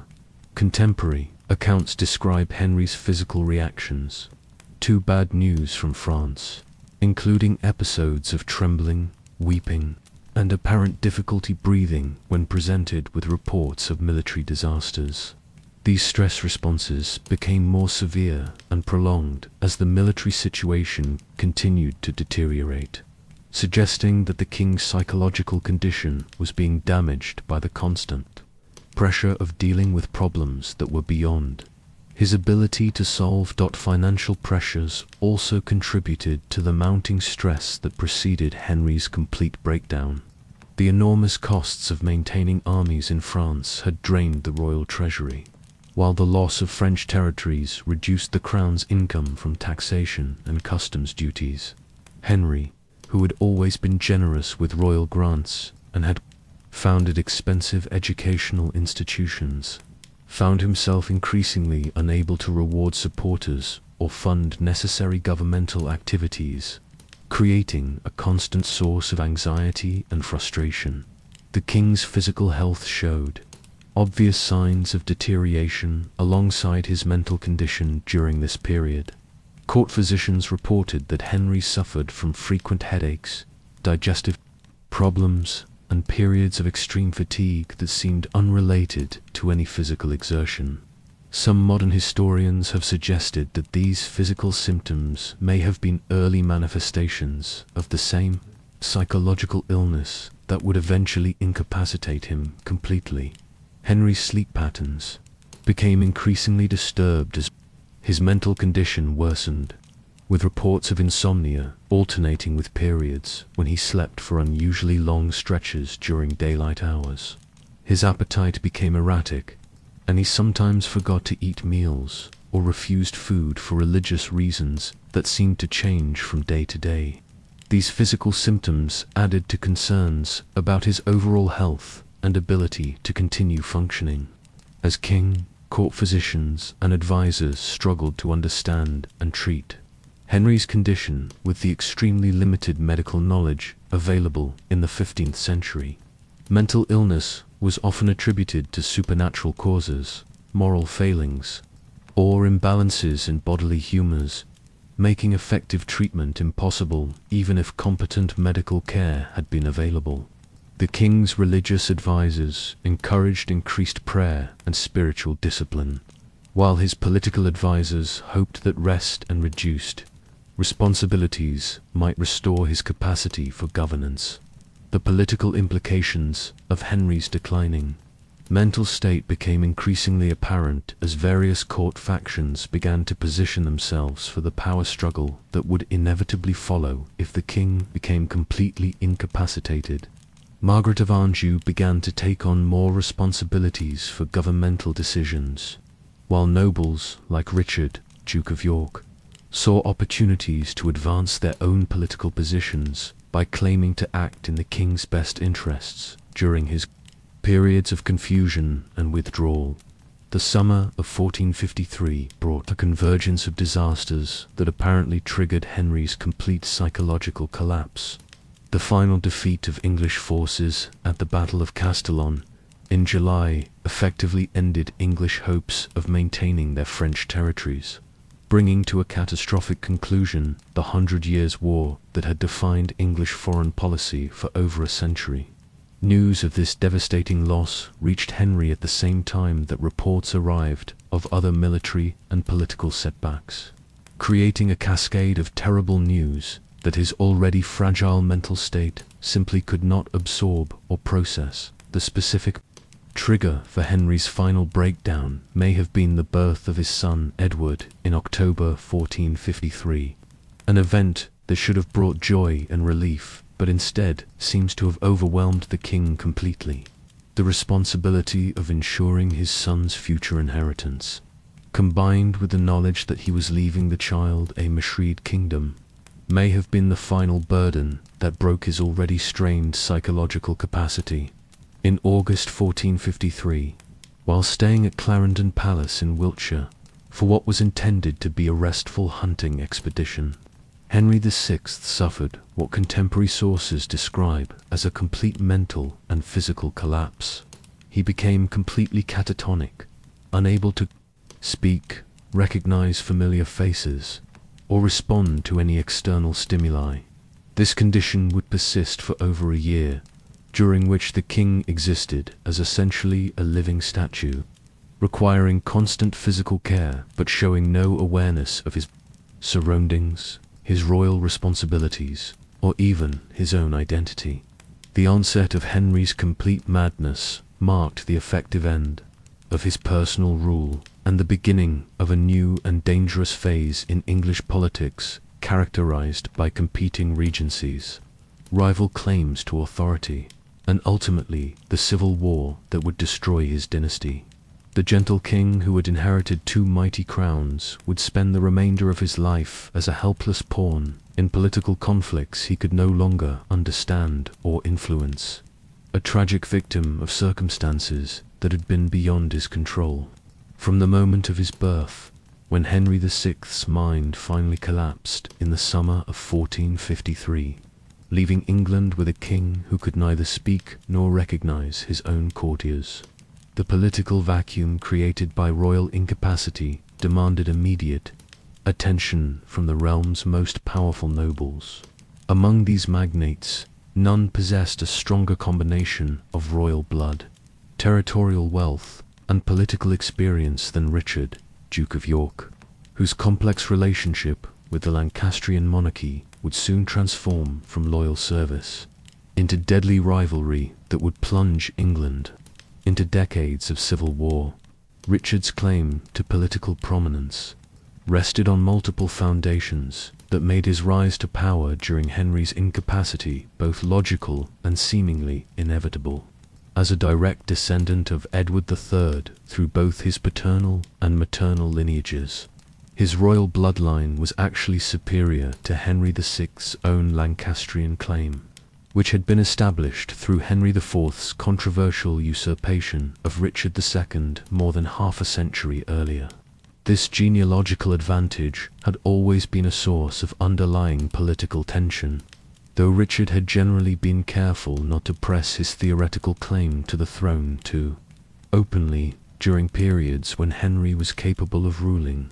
The Duke of York's territorial holdings made him one of the wealthiest and most powerful magnates in the entire kingdom, with lands scattered across England, Wales, and Ireland that generated enormous annual revenues and enabled him to maintain private armies that rivaled the military forces available to the crown itself. His estates in Yorkshire, from which his ducal title derived, were particularly extensive and productive, while his holdings in the Welsh Marches provided strategic positions that could control access between England and Wales. These territorial resources gave Richard both the financial means and the military capability to challenge royal authority if he chose to do so. Richard's political experience was equally impressive, having served the Lancastrian monarchy in various capacities for decades before Henry's mental breakdown created the opportunity for his advancement to positions of supreme authority. He had governed English territories in France during the difficult period when French resistance was intensifying and English control was beginning to weaken, giving him direct experience with the military and diplomatic challenges facing the crown. His subsequent appointment as Lieutenant of Ireland had provided additional experience in governing hostile territories and dealing with complex political situations where royal authority was contested. Perhaps most importantly, Richard possessed exactly the kind of strong, decisive personality and military competence that Henry VI so obviously lacked. Where Henry was gentle and scholarly, Richard was martial and aggressive. Where Henry preferred negotiation and compromise, Richard favored direct action and clear decisions. Where Henry's religious piety made him reluctant to use force, Richard understood that medieval politics ultimately depended on the credible threat of military power, and was prepared to use violence when necessary to achieve his objectives. The contrast between Richard and Henry was apparent to everyone who observed them together at court, and many nobles who had grown frustrated with Henry's indecisive leadership saw in Richard the kind of strong king that England desperately needed. This perception was particularly strong among military commanders who had served in France and had witnessed firsthand the consequences of weak leadership during military campaigns. Richard's reputation as a competent general and decisive leader made him an attractive alternative to Henry's ineffective rule. Richard's political philosophy differed fundamentally from the approach that had characterized Lancastrian government during Henry VI's reign, where Henry's advisors had favored diplomatic solutions and peaceful compromise. Richard believed that English interests could best be protected through military strength an aggressive assertion of royal prerogatives. This philosophy extended to both domestic and foreign policy, as Richard advocated for stronger measures against lawlessness in England and more vigorous efforts to maintain English territorial claims in France. The Duke's approach to the ongoing crisis in France reflected his belief that English defeats there resulted from inadequate leadership rather than fundamental strategic problems. Richard argued that more aggressive military campaigns, led by competent commanders and adequately funded by the English treasury, could still reverse the tide of French victories and restore English control over lost territories. This optimistic assessment was popular among English nobles who were reluctant to accept that the age of English dominance in France had ended permanently. Richard's relationship with other powerful nobles was complex and often strained, as his obvious ambitions for greater political power put him in conflict with established court factions that had benefited from Henry VI's passive leadership style. Cardinal Beaufort and the Duke of Suffolk, who had dominated royal policy during Henry's personal rule, viewed Richard as a threat to their influence and worked to limit his access to the king and his involvement in important policy decisions. The Duke's conflicts with these established power brokers became particularly intense over policy toward France, where Richard advocated for renewed military efforts, while Beaufort and Suffolk favored continued diplomatic negotiations and territorial concessions. These disagreements reflected not only different strategic assessments, but also different fundamental approaches to kingship and governance that would prove irreconcilable as political tensions mounted. Richard's marriage to Cecily Neville connected him to one of the most powerful and ambitious noble families in England, creating a political alliance that significantly strengthened his position relative to other potential rivals for influence during Henry's incapacity. The Neville family controlled extensive territories in northern England and possessed military resources that complemented Richard's own forces, creating a formidable combination that could challenge royal authority if necessary. The Nevilles' support was particularly valuable because of their strategic positions in northern England, where royal authority had always been weaker than in the south, and where powerful noble families maintained greater independence from central government control. This regional power base provided Richard with secure territories where he could retreat if his conflicts with the Lancastrian government escalated into open warfare, while also giving him access to military forces that were experienced in border warfare and accustomed to independent action. Richard's children by Cecily Neville represented another important dimension of his political position, as they provided potential heirs who could continue his political ambitions, even if he himself were eliminated by his enemies. His eldest son, Edward, later Edward IV, was already showing signs of the military competence and political acumen that would eventually enable him to claim the throne successfully. The existence of capable heirs made Richard's political position stronger and more threatening to his rivals, who understood that eliminating Richard himself might not be sufficient to end the challenge posed by his family. The Duke's approach to royal government during Henry's mental incapacity reflected his belief that effective kingship required active, personal leadership and decisive action rather than the committee-based governance that had characterized the earlier Regency periods. When Parliament appointed Richard as protector of the realm in 1454, he moved quickly to implement policies that reflected his more aggressive approach to both domestic and foreign challenges.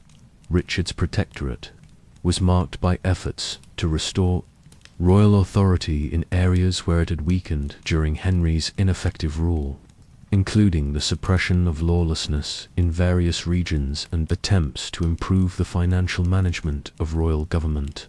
He also sought to reform military administration and to restore English morale and effectiveness in military affairs.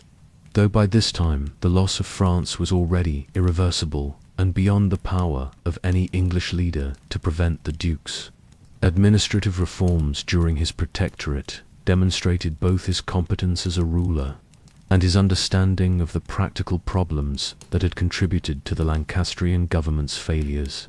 He moved to reduce corruption in royal administration, improve the collection of taxes and customs duties, and eliminate some of the wasteful expenditures that had drained the royal treasury during Henry's reign.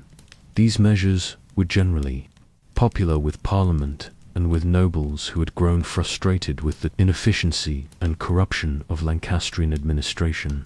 However, Richard's position as protector was inherently temporary and politically precarious, dependent entirely on Henry VI's continued mental incapacity and the willingness of other powerful nobles to accept his authority.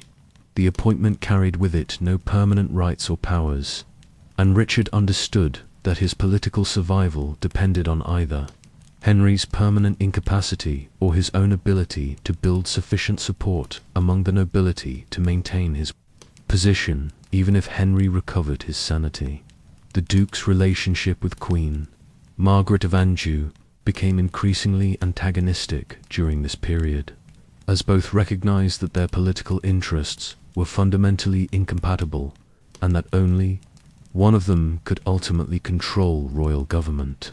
Margaret viewed Richard as a usurper who was taking advantage of her husband's illness to advance his own political ambitions, while Richard saw Margaret as a foreign influence whose loyalty to English interests was questionable and whose political judgment was dangerously flawed.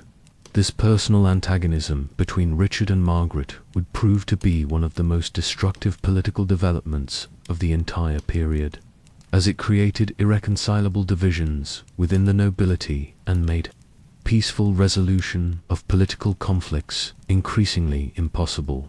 Both figures had strong personalities and deep convictions about their rights and responsibilities, making compromise or cooperation extremely difficult even when such approaches might have served the broader interests of the kingdom. Richard's treatment of his political opponents during his protectorate revealed both his determination to consolidate power and his understanding of the ruthless nature of medieval politics. He moved to remove Suffolk's supporters from positions of authority and to install his own allies in key governmental positions, recognizing that effective control of royal administration required loyal personnel who would implement his policies, rather than undermining them from within. The Duke's approach to the Percy-Nivelle feud in northern England during his protectorate demonstrated his willingness to use royal authority to advance his family's interests while also maintaining public order. The conflict between these powerful northern families had created widespread lawlessness and threatened royal authority in a strategically important region. But Richard's intervention favored his Neville relatives rather than seeking genuinely impartial resolution of the dispute. When Henry VI recovered from his mental breakdown in late 1454, the political situation immediately became extremely dangerous for Richard, who found himself in the position of having to surrender powers that he had used effectively and that had demonstrated his superior fitness for royal leadership. The king's recovery meant that Richard's legal authority as protector would end, leaving him vulnerable to retaliation from the enemies he had made during his period of power. Henry's restoration to active rule also meant the return of Margaret of Anjou to political influence, and she immediately moved to reverse Richard's policies and to remove his supporters from governmental positions. This restoration of the previous power structure threatened not only Richard's political position, but also his personal safety, as his enemies now had both the motive and the opportunity to seek revenge for the treatment they had received during his protectorate. The Duke's decision to gather military forces and challenge Henry's restored government reflected his calculation that peaceful retirement was no longer possible and that his political survival required decisive action to protect himself and advance his claims. This decision marked the crucial transition from political maneuvering to military confrontation that would characterize the PR Wars of the Roses for the next 3 decades. Richard's first military campaign against Henry VI's restored government demonstrated both his military competence and his ability to attract support from nobles, who shared his concerns about Lancastrian leadership. The speed with which he was able to raise and organize military forces revealed the extent of dissatisfaction with Henry's government among important segments of the English nobility, particularly in northern England, where Richard's family connections provided him with reliable support. The Duke's political program during this period of open conflict emphasized themes of governmental reform, military competence, and restoration of English prestige that appealed to nobles who had grown frustrated with Lancastrian failures. Richard presented himself not as a rebel against legitimate royal authority, but as a loyal subject who was acting to protect the kingdom from incompetent leadership and foreign influence that threatened English interests. Perhaps most significantly, Richard's challenge to Lancastrian authority established the precedent that royal government could be legitimately opposed through military force when it failed to serve the interests of the kingdom effectively. This precedent would prove crucial in justifying later rebellions and would fundamentally alter the nature of English politics by demonstrating that even established royal dynasties could be challenged and overthrown if they proved inadequate to their responsibilities. The tragedy of Richard's position was that his obvious competence and fitness for royal leadership were undermined by the questionable legitimacy of his challenges to established authority. Had he been born into different circumstances, or had the Lancastrian dynasty produced more effective rulers, Richard might have served as a loyal and valuable supporter of royal government rather than its most dangerous enemy.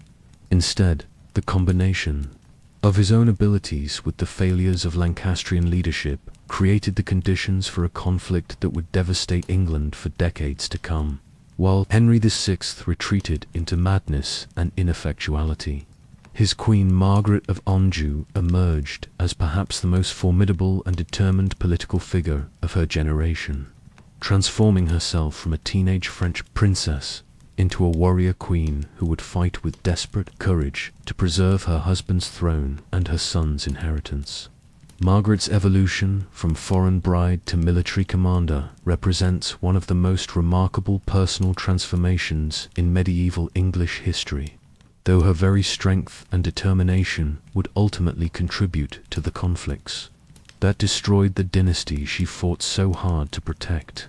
Margaret's political awakening began during the crisis years of the early 1450s, as she witnessed her husband's increasing inability to govern effectively and observed the growing threats to Lancastrian authority from ambitious nobles who sensed weakness at the heart of royal government.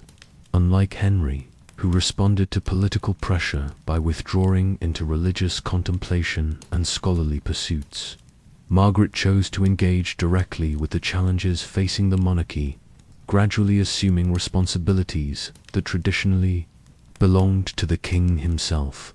The Queen's transformation from passive royal consort to active political leader was accelerated by her recognition that Henry's gentle nature and aversion to conflict made him unsuitable for the harsh realities of medieval politics. Margaret understood intuitively what Henry never grasped, that royal authority in the 15th century ultimately depended on the credible threat of force and the willingness to use violence when necessary to protect royal interests. Her willingness to embrace these brutal realities would make her both more effective and more dangerous than her husband ever was.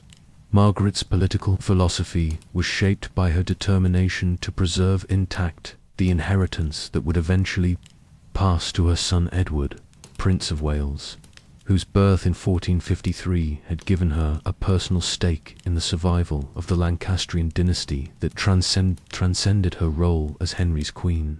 She understood that any weakening of royal authority during Henry's reign would reduce the power and prestige that her son would inherit, making her fiercely protective of Lancastrian prerogatives, even when Henry himself seemed indifferent to their erosion. The Queen's approach to political conflict was fundamentally different from the conciliatory and peaceful methods that characterized Henry's leadership style, where Henry sought to resolve disputes through negotiation and compromise.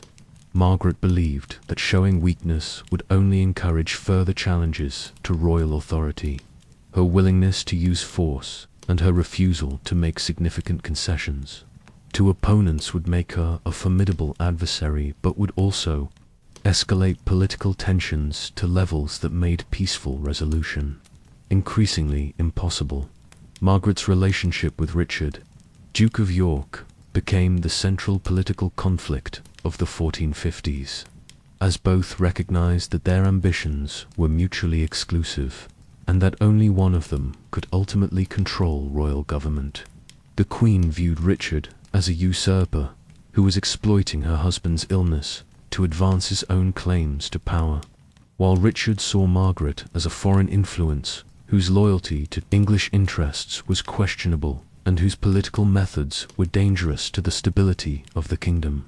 This personal antagonism between Margaret and Richard was intensified by their fundamentally different approaches to governance and their conflicting visions of England's future. Margaret favored policies that emphasized diplomatic solutions to international problems and gradual reform of domestic institutions, while Richard advocated more aggressive military action and more decisive governmental leadership. These philosophical differences made compromise difficult, even when both sides might have benefited from cooperation. The Queen's French origins, which had initially been viewed as a diplomatic asset that might help secure peace between England and France, increasingly became political liabilities as anti-French sentiment grew stronger among English nobles who blamed French influence for England's military defeats and domestic problems. Margaret's correspondence with her French relatives was viewed with suspicion by English observers who wondered whether she was sharing sensitive political or military information with potential enemies. Margaret's efforts to build her own political network within the English nobility demonstrated both her intelligence and her understanding of how medieval politics actually functioned. She worked systematically to identify nobles who could be relied upon to support Lancastrian interests, offering them rewards, privileges, and access to royal favor in exchange for their loyalty. This network building was essential for maintaining Lancastrian authority during Henry's periods of incapacity, but it also created new sources of political division as nobles were forced to choose sides in what was becoming an increasingly polarized political environment. The Queen's military education began out of necessity during the crisis of the 1450s, as she recognized that political survival would ultimately require the ability to command armed forces effectively. Unlike most medieval queens, who were expected to influence politics through persuasion and diplomacy rather than direct military action, Margaret studied military strategy and tactics with the same intensity that she brought to other aspects of political leadership. Margaret's first significant military campaign demonstrated both her courage and her growing competence as a military commander, when Henry's mental breakdown in 1453 created an opportunity for Richard of York to assume control of royal government. Margaret responded by gathering forces loyal to the Lancastrian cause and preparing to resist York's authority through military action, if necessary. This willingness to resort to warfare marked a crucial escalation in the political conflicts that had previously been fought primarily through governmental maneuvering and diplomatic pressure. The Queen's approach to military leadership reflected her understanding that successful commanders needed to inspire personal loyalty among their followers, as well as demonstrate tactical competence on the battlefield. She made a point of sharing the hardships and dangers of military campaigns with her soldiers, appearing personally on battlefields and taking genuine risks that enhanced her credibility as a war leader and encouraged fierce devotion among her supporters. Margaret's political alliance with the Scottish court during the late 1450s and early 1460s demonstrated her willingness to seek foreign assistance when necessary to preserve Lancastrian authority. Even though such alliances were politically dangerous and provided ammunition for her enemies who accused her of placing foreign interests above English ones, the Queen's negotiations with Mary of Guelders, the Scottish Queen Mother, resulted in military assistance that proved crucial during several Lancastrian campaigns. Though the price of this support was significant territorial and political concessions that damaged Lancastrian prestige, the Queen's relationship with her son Edward, Prince of Wales, became increasingly important as the political situation deteriorated, and it became apparent that the future of the Lancastrian dynasty would depend on his survival and eventual success. Margaret took personal responsibility for Edward's education and military training, ensuring that he would be prepared for the challenges of kingship in ways that his father had never been. Her determination to prepare Edward for effective leadership reflected both her love for her son and her realistic assessment of the political situation. Margaret's evolution into a military commander reached its culmination during the active phase of the Wars of the Roses, when she led Lancastrian armies in several major battles and demonstrated genuine tactical skill in addition to the personal courage that had always characterized her political activities. Her victory at the Second Battle of St. Albans in 1461 represented the high point of her military career and demonstrated that she had become a formidable general as well as a determined political leader. The Queen's willingness to continue fighting, even after major defeats, revealed both her extraordinary determination and her refusal to accept the possibility of permanent Lancastrian defeat. Even when military logic suggested that further resistance was futile, Margaret continued to seek new sources of support and to plan new campaigns, driven by her absolute conviction that surrender would mean not only her own destruction, but also the elimination of her son's rightful inheritance. Margaret's later campaigns, fought from exile in Scotland and France with increasingly limited resources and diminishing support, demonstrated her tactical flexibility and her ability to adapt to changing circumstances.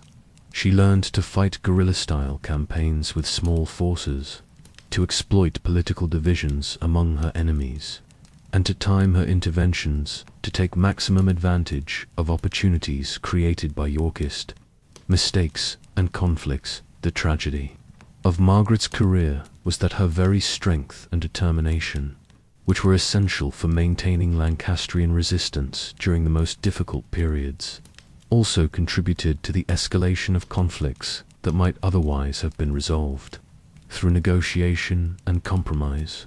Her refusal to accept defeat and her willingness to continue fighting under any circumstances prolonged the Wars of the Roses and increased their destructiveness, even as her courage and competence provided the Lancastrian cause with leadership that it could never have obtained from Henry VI himself. Perhaps most poignantly, Margaret's fierce protection of her son's inheritance ultimately failed to preserve either his life or his throne, as Edward was killed at the Battle of Tewkesbury in 1471, ending the direct Lancastrian line and making her years of struggle and sacrifice ultimately futile. The warrior queen who had fought so courageously to preserve her family's dynasty lived to see everything she had struggled to protect destroyed by the very conflicts her resistance had helped to create and sustain. The First Battle of St. Albans, fought on May 22, 1455, marked the definitive beginning of the Wars of the Roses and represented the moment when political maneuvering and governmental conflict finally erupted into open warfare that would plague England for the next 3 decades. This brief but decisive engagement in the narrow streets of a small market town transformed what had been a struggle for political influence into a dynastic war that would ultimately destroy the House of Lancaster and fundamentally alter the course of English history. The events leading to the battle reflected the complete breakdown of political cooperation between the Lancastrian court and Richard, Duke of York.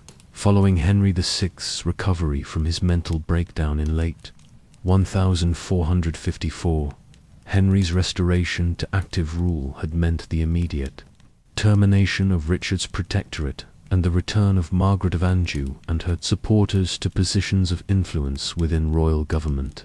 This restoration of the previous power structure had placed Richard in an extremely dangerous position, as his enemies now had both the motive and the opportunity to seek revenge for the treatment they had received during his period of authority. Margaret's determination to remove Richard and his supporters from any influence over royal government had made peaceful coexistence impossible, as she moved systematically to reverse his policies and to exclude him from participation in governmental decision-making. The Queen's actions, while understandable given the hostile relationship that had developed between her and Richard, effectively forced him to choose between accepting political marginalization or taking military action to protect his position and interests. Richard's decision to gather armed forces and march toward London in May 1455 was presented as a loyal attempt to rescue the king from evil advisors rather than a rebellion against royal authority itself.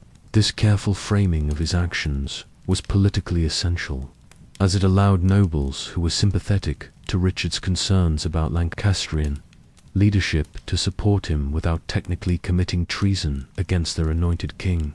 The distinction between opposition to the king's advisors and rebellion against the king himself would become a crucial element in the political rhetoric of the Wars of the Roses. The royal response to Richard's military mobilization demonstrated both the weakness of Lancastrian authority and the limited support that Henry VI could command, even among nobles who had no particular sympathy for Yorkist ambitions. When news reached London that Richard was approaching with a substantial armed force, the royal court was able to gather only a relatively small army to oppose him, and many nobles who might have been expected to support the crown chose instead to remain neutral and await the outcome of the confrontation. The convergence of the two armies at St. Albans was almost accidental, as both forces were moving toward London and encountered each other in the narrow streets of the market town rather than meeting on a battlefield chosen for tactical advantage. This urban setting would have crucial implications for the conduct of the battle, as the confined spaces and numerous buildings prevented the kind of formal battle lines and cavalry charges that typically characterized medieval warfare. Henry VI's presence with the royal army placed Richard in an extremely delicate political situation, as any direct attack on the king himself would clearly constitute treason and would undermine Richard's claims to be acting as a loyal subject who was merely seeking to remove evil counselors from royal service.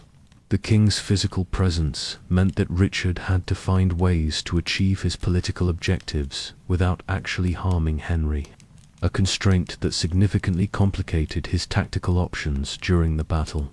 The initial attempts at negotiation between the two sides revealed the fundamental incompatibility of their positions and the impossibility of reaching any compromise that would satisfy both parties' essential demands.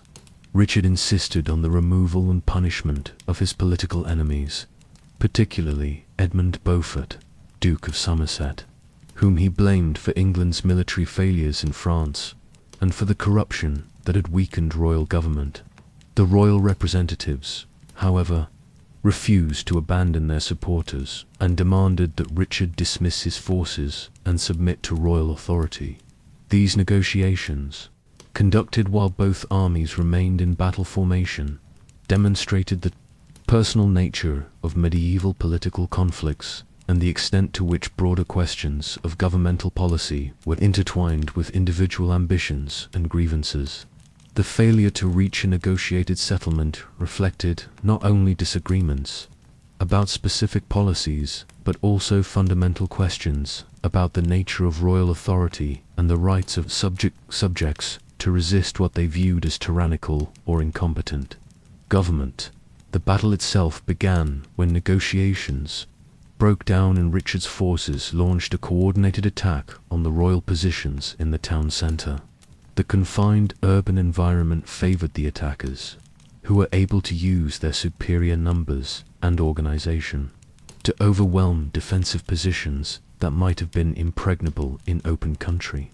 The narrow streets also prevented the royal forces from effectively deploying their cavalry, which was traditionally the most powerful element of medieval armies. Richard Neville, Earl of Warwick, who would later earn the nickname the Kingmaker for his role in subsequent political developments, played a crucial role in the Yorkist victory by leading a flanking attack that broke through the royal defences and reached the town centre where Henry VI and his immediate supporters were positioned. This tactical manoeuvre demonstrated the military competence that would make Warwick one of the most formidable commanders of the Wars of the Roses, and established his reputation as a general who could achieve decisive results through innovative tactics. The death of Edmund Beaufort, Duke of Somerset, during the battle represented both a tactical victory for the Yorkists and a personal triumph for Richard, who had long viewed Somerset as his primary enemy and the main obstacle to his own political advancement. Somerset's elimination removed one of the most experienced and capable Lancastrian commanders from the field and created a power vacuum within the royal court that would have significant implications for future political developments.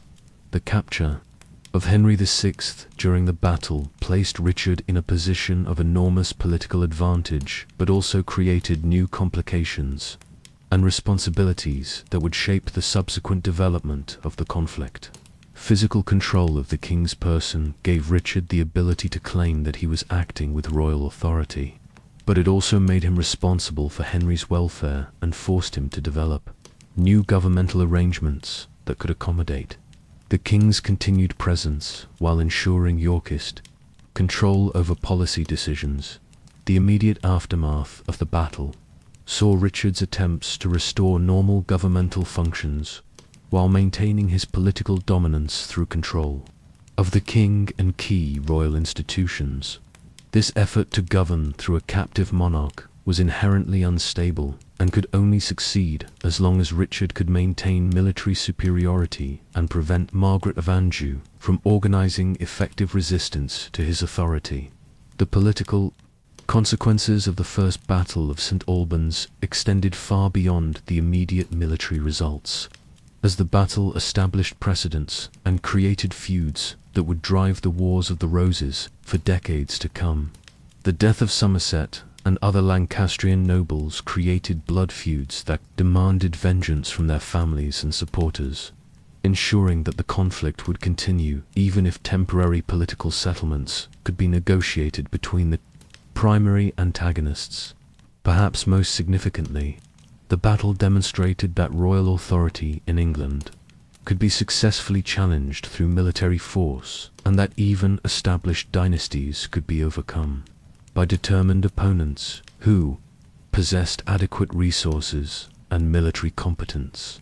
This demonstration of royal vulnerability would encourage future rebellions and would fundamentally alter the relationship between monarchs and their subjects. Throughout the remainder of the medieval period, the First Battle of St. Albans, thus, marked not only the beginning of the Wars of the Roses, but also the beginning of a new era in English politics, characterized by the constant threat of military conflict and the recognition that political power ultimately depended on the ability to command armed force effectively. The brief engagement in the streets of a small market town had transformed the nature of English government and had set in motion forces that would devastate the kingdom for generations to come. The years following the First Battle of St. Albans witnessed the gradual but inexorable breakdown of all attempts at political cooperation between the Yorkist and Lancastrian factions, as each side became increasingly convinced that their survival depended on the complete destruction of their opponents. What had begun as a struggle for influence over royal government evolved into an irreconcilable conflict that would tear England apart for 3 decades and ultimately result in the extinction of the Lancastrian dynasty and the fundamental transformation of English political institutions. The immediate aftermath of Richard of York's victory at St. Albans created a deceptively hopeful moment when it seemed possible that the political crisis might be resolved through negotiation and compromise rather than continued warfare. Richard's restraint in his treatment of the captured Henry VI and his apparent willingness to work within existing governmental structures suggested that he might be satisfied with achieving political dominance rather than pursuing more radical changes to the monarchy itself. Richard's second protectorate, established following his military victory, demonstrated both his genuine desire to govern effectively and his understanding of the practical challenges facing English royal government. He moved to address some of the financial problems that had weakened the crown during Henry's personal rule, attempted to restore English military effectiveness, and sought to suppress the lawlessness that had spread throughout many regions of the kingdom during the period of weak central authority. However, the fundamental problems that had created the original conflict remained unresolved, and indeed were exacerbated by the military confrontation that had brought Richard to power. Margaret of Anjou's hatred of Richard had been intensified by his use of force against her husband, and she was absolutely determined to reverse the results of the battle and to restore Lancastrian control over royal government, regardless of the costs involved.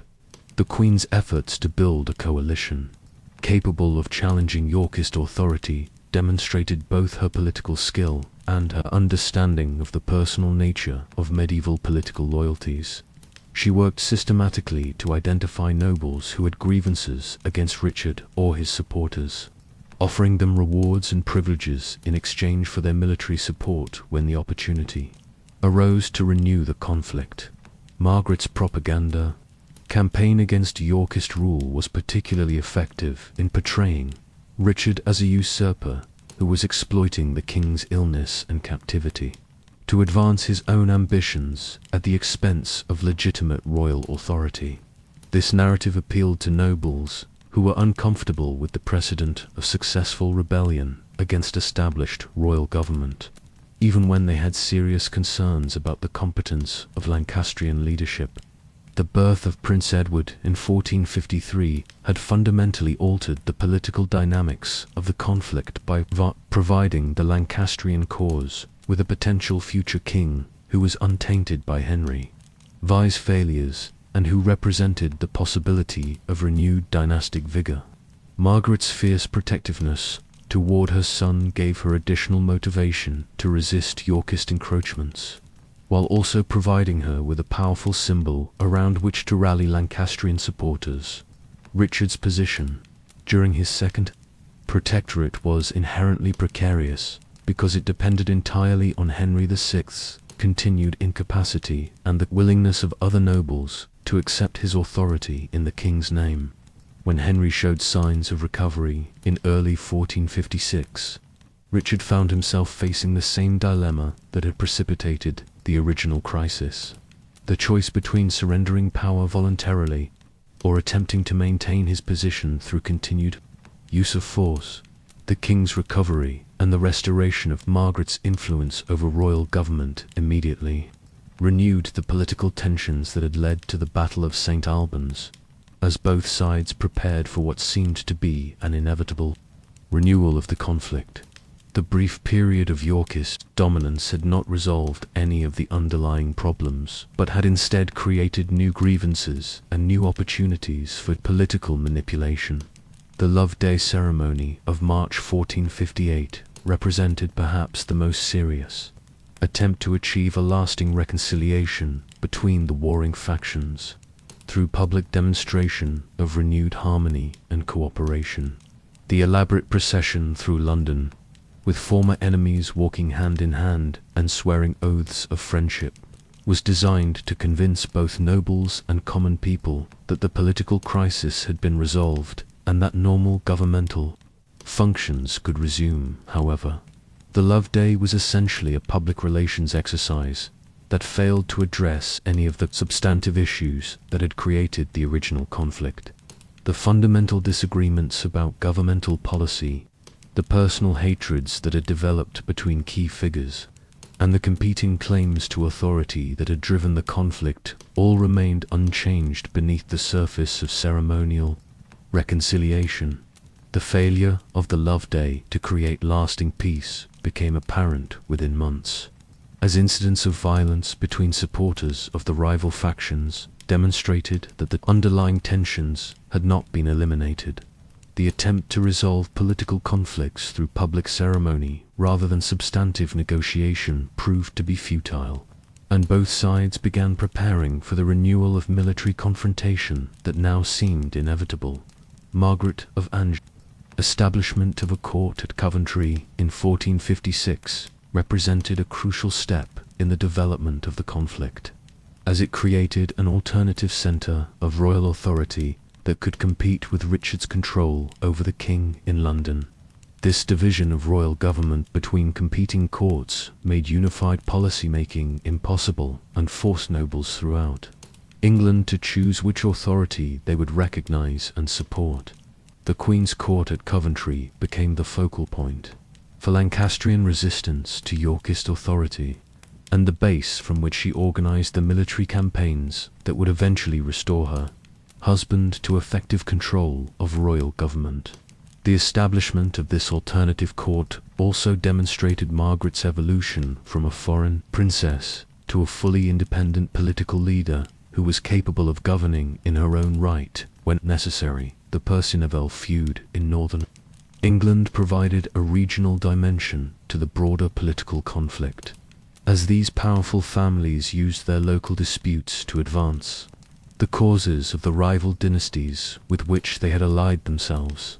The Percys' support for the Lancastrian cause and the Nevilles' alliance with Richard of York meant that the Wars of the Roses would be fought not only at the level of royal politics, but also through the complex web of regional rivalries that characterized medieval English society. The escalation of violence throughout England during the late 1450s reflected the breakdown of central authority and the emergence of private warfare between noble factions that recognized no higher authority than their own military strength. This development was particularly dangerous because it meant that the conflict was no longer confined to the immediate participants, but was spreading throughout English society and creating conditions of general lawlessness and insecurity. The failure of governmental institutions to function effectively during this period of divided authority demonstrated the extent to which medieval English government depended on unified royal leadership and the recognition of legitimate authority by all participants in the political system. When these conditions were absent, even the most sophisticated administrative and legal institutions proved incapable of maintaining order or resolving conflicts peacefully. By 1459, it had become clear that the political crisis could no longer be resolved through negotiation, compromise, or ceremonial reconciliation, and that one side or the other would have to achieve complete victory through military means. The slide towards civil war had become irreversible, driven by personal hatreds, competing claims to legitimate authority, and the recognition by all participants that their political survival depended on the complete elimination of their opponents, rather than coexistence within a shared governmental system. The tragic irony of this development was that the conflict had originated from genuine concerns about the effectiveness of royal government and the need for stronger leadership to address England's domestic and foreign challenges. However, The methods chosen to address these problems had created new and far more serious difficulties that would ultimately prove far more destructive than the original issues that had prompted the political crisis in the first place.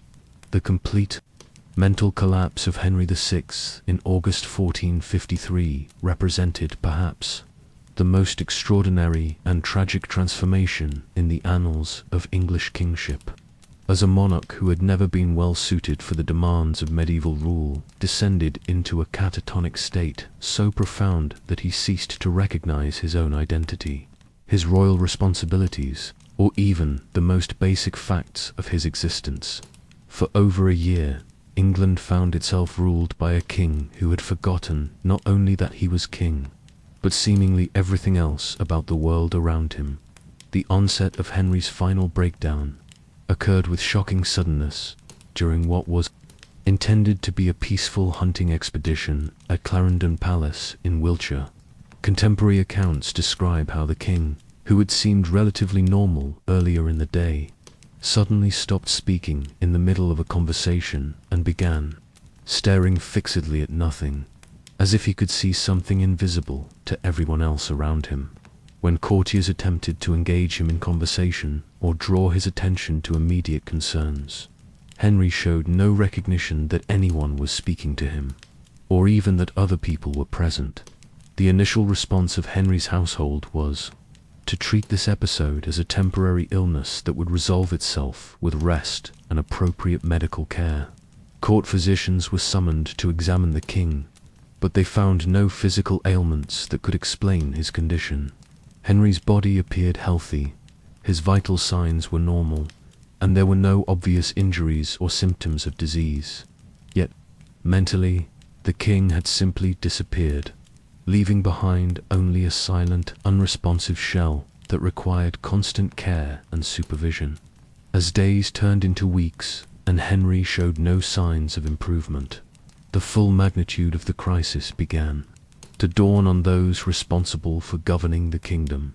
This was not merely another of the king's periodic episodes of withdrawal and religious contemplation, but a complete psychological collapse that left him incapable of performing even the most basic functions of daily life, let alone the complex responsibilities of royal government.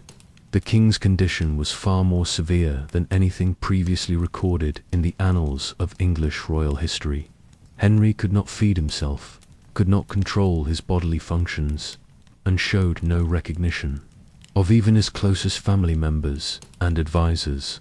He would sit motionless for hours unless physically moved by his caretakers, staring blankly ahead with no apparent awareness of his surroundings or circumstances. Perhaps most poignantly, Henry showed no recognition of his newborn son, Edward. When the infant was brought to him in October 1453, the birth of a male heir should have been a moment of joy and relief for a king who had waited 8 years for the succession to be secured.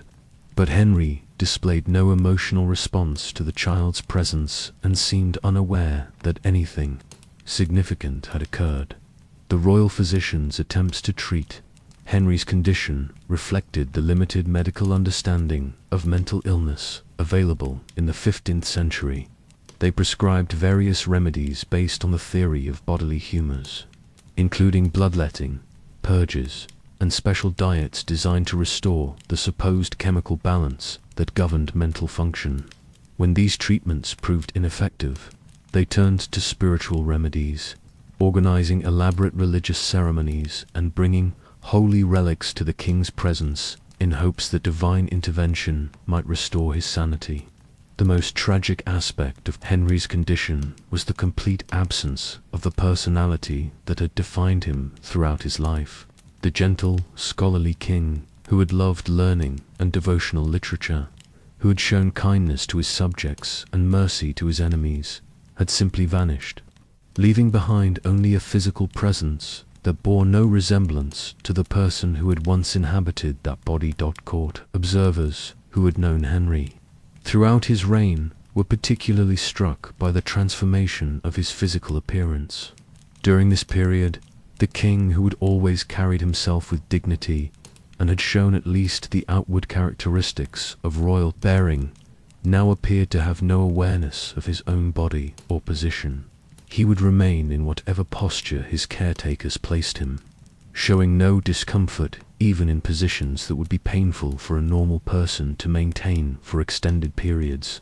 The practical challenges of caring for the incapacitated king were enormous and required the constant attention of a large household staff who had never been trained for such responsibilities.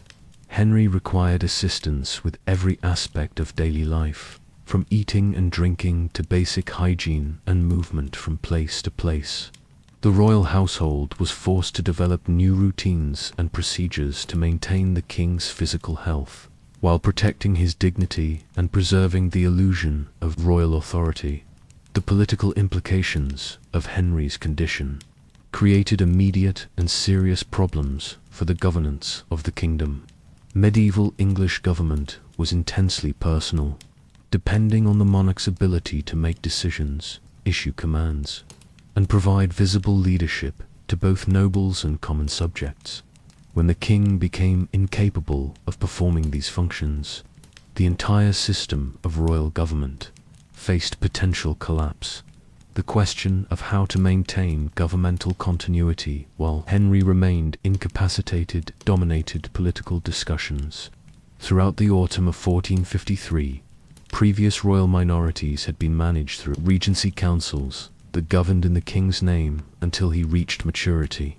But Henry's situation was different because he was already an adult king who had been ruling personally for over 15 years.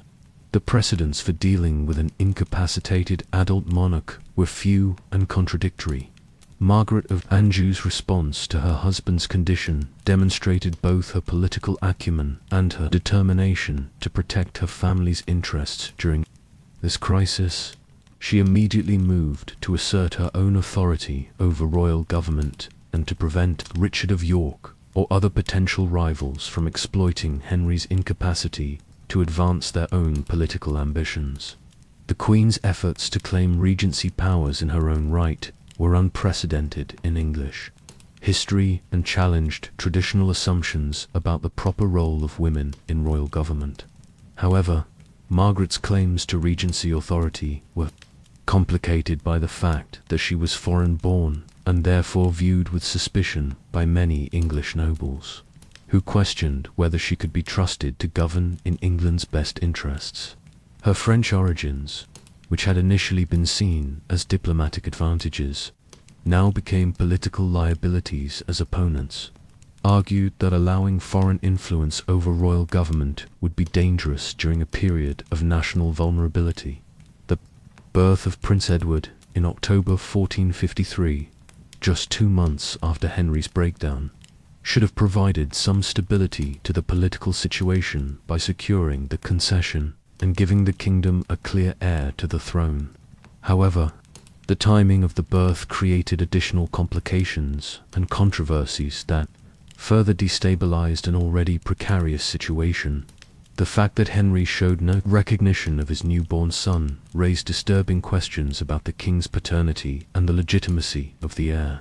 While there was no evidence to support claims that Prince Edward was not Henry's biological child, the king's complete lack of response to the infant's presence provided ammunition for political enemies who sought to undermine the succession by casting doubt on the prince's parentage. These whispered suggestions about Prince Edward's legitimacy were particularly damaging because they came at a time when the Lancastrian dynasty's hold on the throne was already being challenged by Richard of York's superior genealogical claims. If the heir to the throne was illegitimate, then York's case for assuming royal authority would be strengthened significantly, making these rumors a powerful political weapon regardless of their factual basis. The gradual realization that Henry's condition might be permanent rather than temporary fundamentally altered the nature of the political crisis facing England.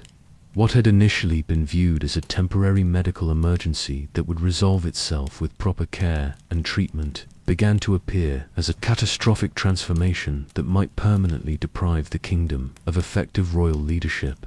During one of the most challenging periods in its history, the king's servants and caretakers, who observed Henry's condition most closely on a daily basis, were among the first to recognize that his mental collapse was unlike anything they had previously witnessed. Unlike his earlier periods of withdrawal and religious contemplation, this breakdown showed no signs of gradual improvement or temporary recovery. Henry remained locked in his catatonic state day after day, week after week, showing no awareness of the passage of time or the changing circumstances around him. The royal household's attempts to maintain some semblance of normal routine despite Henry's condition created a surreal atmosphere at court, where elaborate ceremonies and formal procedures continued to be observed even though the central figure for whom they were designed was completely oblivious to their occurrence. Courtiers found themselves bowing to a king who could not see them, delivering reports to a monarch who could not hear them, and seeking decisions from a ruler who had lost all capacity for thought or judgment. The financial implications of Henry's condition were significant, as the cost of maintaining the enlarged household staff necessary to care for an incapacitated king placed additional strain on royal resources that were already stretched by the ongoing costs of government and the aftermath of military defeats in France. The royal treasury, depleted by years of unsuccessful military campaigns and generous grants to supporters, could ill afford the additional expenses associated with the king's care. More broadly, Henry's mental collapse represented the ultimate failure of the Lancastrian experiment in kingship, as the dynasty that had begun with Henry IV's energetic usurpation of Richard II and had reached its pinnacle with Henry V's brilliant military achievements now found itself represented by a monarch who had literally lost his mind. The contrast between the vigorous leadership of the early Lancastrian kings and Henry VI's complete incapacity could hardly have been more stark or more damaging to the dynasty's reputation. The international implications of Henry's breakdown were equally serious, as foreign powers quickly recognized that England had effectively lost its capacity for coherent leadership and began to adjust their diplomatic and military strategies accordingly. The French, in particular, saw Henry's incapacity as an opportunity to complete their reconquest of English territories without fear of effective retaliation, while other European powers began to view England as a potentially unstable ally whose commitments might not be reliable. The psychological impact of the king's condition on his subjects was profound, as people throughout England struggled to understand how their anointed monarch could have been reduced to such a state. Medieval concepts of kingship were closely tied to ideas about divine favor and supernatural protection, making Henry's breakdown seem like evidence that God had withdrawn his blessing from the Lancastrian dynasty and perhaps from England itself. Religious interpretations of Henry's madness varied widely, from those who saw it as divine punishment for the kingdom's sins to others who viewed it as a test of faith that would ultimately result in miraculous healing if the people remained loyal to their king. These competing religious explanations of the crisis contributed to the political divisions that were already tearing the kingdom apart, as different factions used theological arguments to support their preferred political solutions.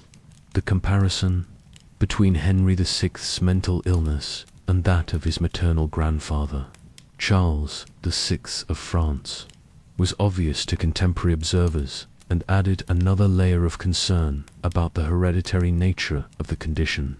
Charles VI's periodic episodes of madness had weakened French royal authority for decades and had contributed to the military disasters that had enabled English conquests during the early phases of the 100 Years' War.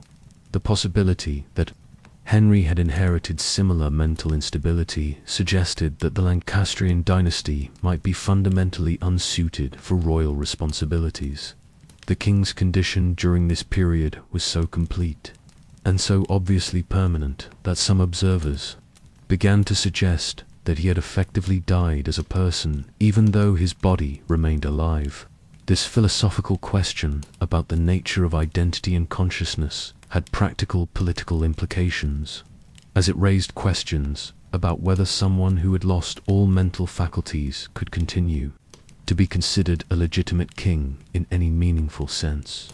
The care and protection of the incapacitated king became a source of political power for whoever could claim physical custody of his person, as control over Henry's body provided the basis for claims to govern in his name.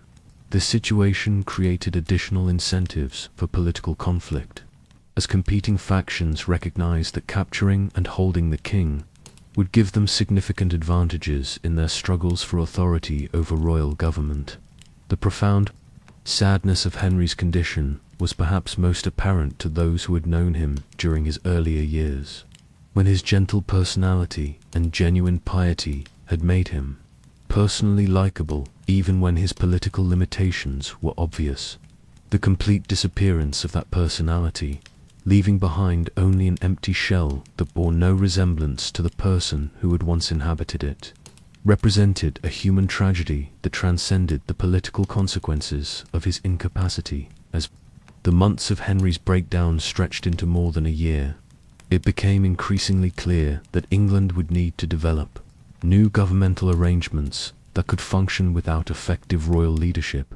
The medieval system of personal monarchy, which had served England reasonably well for centuries, proved inadequate for dealing with a situation where the monarch was physically present but mentally absent, creating constitutional challenges that had no clear precedents or solutions.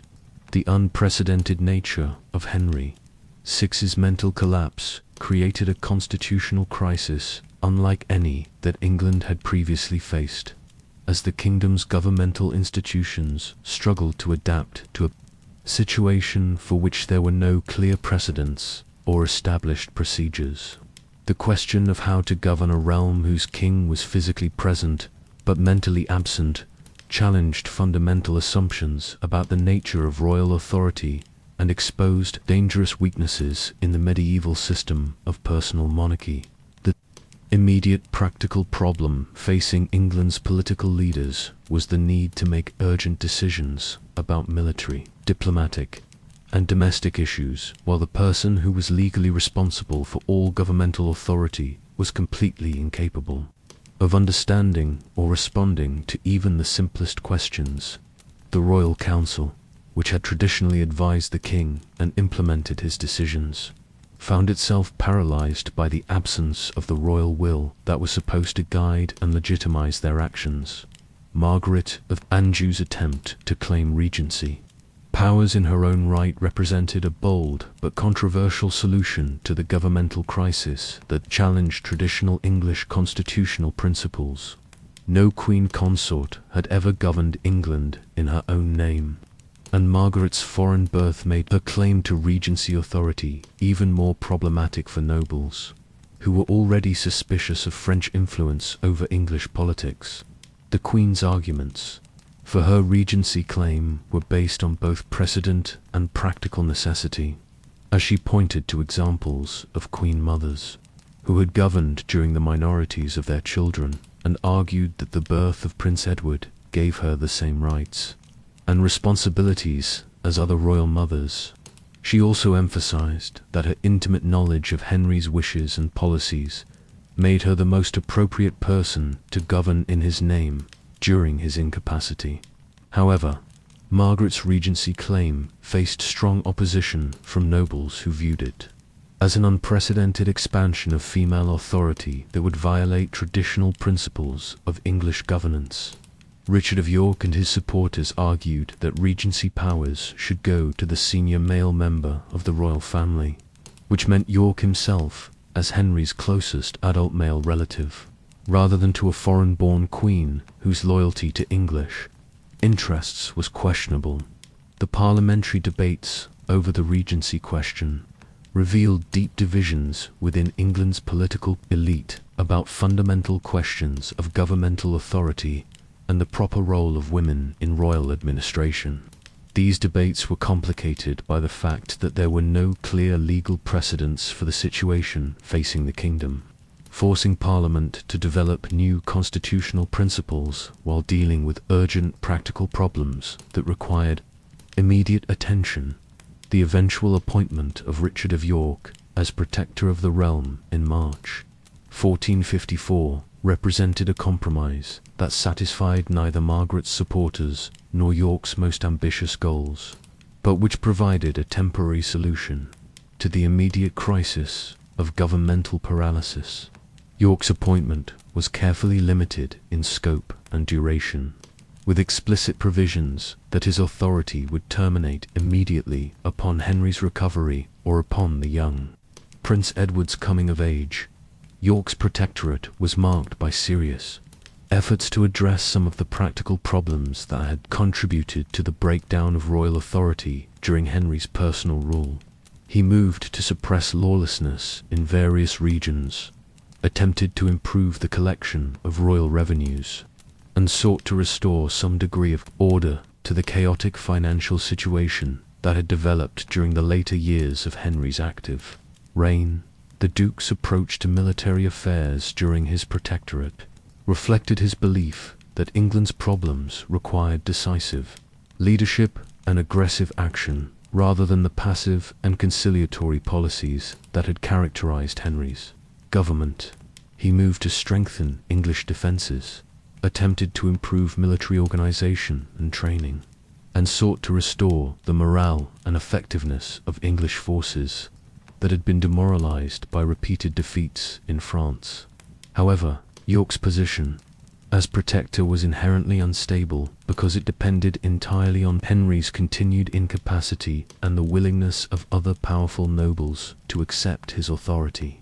The temporary nature of his appointment made it difficult to implement long-term reforms or to build the kind of stable governmental coalition that effective leadership required, while the constant possibility of Henry's recovery created uncertainty that undermined confidence in governmental continuity.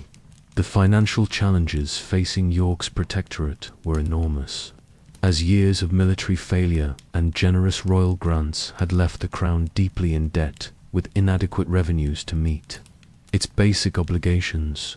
The cost of maintaining Henry's enlarged household during his illness added to these financial pressures, while the political instability associated with the Regency crisis made it difficult to obtain new sources of revenue through parliamentary grants or loans from wealthy subjects. York's attempts to address the crown's financial problems through resumption of royal grants and improved tax collection were generally sensible but politically controversial, as they threatened the interests of nobles who had benefited from Henry's generous patronage during his active reign.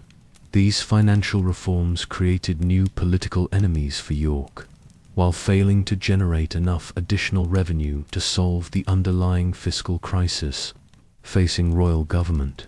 The Duke's relationship with other members of the royal council during his protectorate was often strained, as his efforts to implement his own policies conflicted with the preferences of councillors who had served Henry VI and who represented different approaches to the problems facing the kingdom. These internal divisions within the government made coordinated policy-making difficult and reduced the effectiveness of York's reform efforts.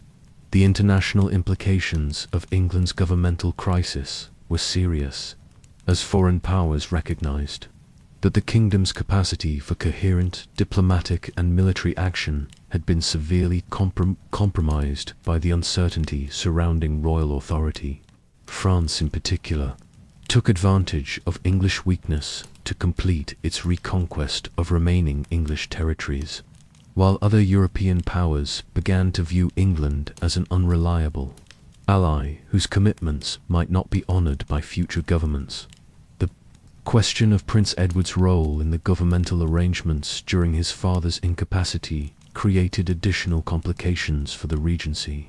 as different factions sought to use the infant prince as a symbol to legitimize their own claims to authority. Margaret's insistence that governmental decisions should be made in the name of both Henry VI and his heir conflicted with York's preference for governing solely in the incapacitated king's name, creating constitutional ambiguities that further complicated an already difficult situation. The popular reaction to the Regency crisis varied significantly across different regions and social classes, as people struggled to understand the implications of having a king who was physically present, but mentally absent. Some viewed Henry's condition as divine punishment for the kingdom's sins, while others saw it as evidence that God had withdrawn his favor from the Lancastrian dynasty and was preparing to elevate a more worthy ruler to the throne. Religious leaders throughout England were divided in their interpretations of the crisis, with some calling for increased prayer and penance to secure divine healing for the king, while others suggested that God might be using Henry's illness to test the faith and loyalty of his subjects. These competing religious explanations of the crisis contributed to the political divisions that were already weakening the kingdom's unity and stability. The administrative challenges of governing without effective royal leadership revealed fundamental weaknesses in England's medieval governmental system, which had evolved to function under the personal direction of an active monarch rather than through impersonal bureaucratic procedures. The absence of established mechanisms for dealing with royal incapacity meant that every governmental decision required complex negotiations among competing authorities whose legitimacy was questionable. Perhaps most significantly, the Regency crisis established dangerous precedents for the exercise of royal authority by persons other than the monarch himself, normalizing the idea that royal power could be delegated or assumed by others when circumstances warranted such arrangements. These precedents would prove crucial during the later phases of the Wars of the Roses, when similar constitutional questions would arise under very different and even more dangerous political circumstances. The human cost of the governmental paralysis was enormous, as the absence of effective royal leadership contributed to increased lawlessness, economic disruption, and social instability throughout England. Local disputes that might have been resolved through royal intervention escalated into broader conflicts, while the uncertainty about governmental authority made it difficult for local officials to maintain order or enforce royal commands with confidence. That York's protectorate continued through 1454 and into early 1455. It became increasingly apparent that the Regency arrangement was a temporary expedient rather than a permanent solution to England's governmental crisis. The fundamental problems that had contributed to the breakdown of royal authority remained unresolved, while new tensions created by the Regency itself added additional complications to an already dangerous political situation. The sudden restoration of Henry VI's mental faculties during the Christmas season of 1454 was greeted as a miraculous divine intervention by some observers, but it created immediate and serious political complications that would prove far more dangerous than his original breakdown. After more than a year of complete mental absence, Henry's unexpected return to consciousness placed him at the center of a political situation that had fundamentally changed during his incapacity, with consequences that neither he nor anyone else could have anticipated. Henry's recovery was as complete and sudden as his original collapse had been, though the process of restoration took place gradually over several days rather than occurring as an instantaneous transformation. Court observers noted that the king first began to show signs of awareness in late December 1454, initially demonstrating recognition of familiar faces and surroundings, though he remained confused about the passage of time and the events that had occurred during his illness. The king's first coherent words after his recovery were reportedly expressions of gratitude to God for his restoration and requests for information about the welfare of his family and kingdom. Henry showed no memory of the events that had transpired during his breakdown, and he appeared to believe that only a few days or weeks had passed since his last clear recollections, rather than the more than 16 months that had actually elapsed. When Henry was informed about the birth of his son, Prince Edward, his joy and relief were genuine and touching, as he had no memory of the child's birth or of his own failure to respond to the infant during his illness. The king's delight in finally meeting his heir provided one of the few bright moments during this period of political crisis, though it also highlighted the tragic nature of the time he had lost during his mental absence. Henry's lack of memory about the events of his breakdown meant that he was completely unaware of the political arrangements that had been made during his incapacity, including Richard of York's appointment as protector and the various governmental changes that had been implemented in his name.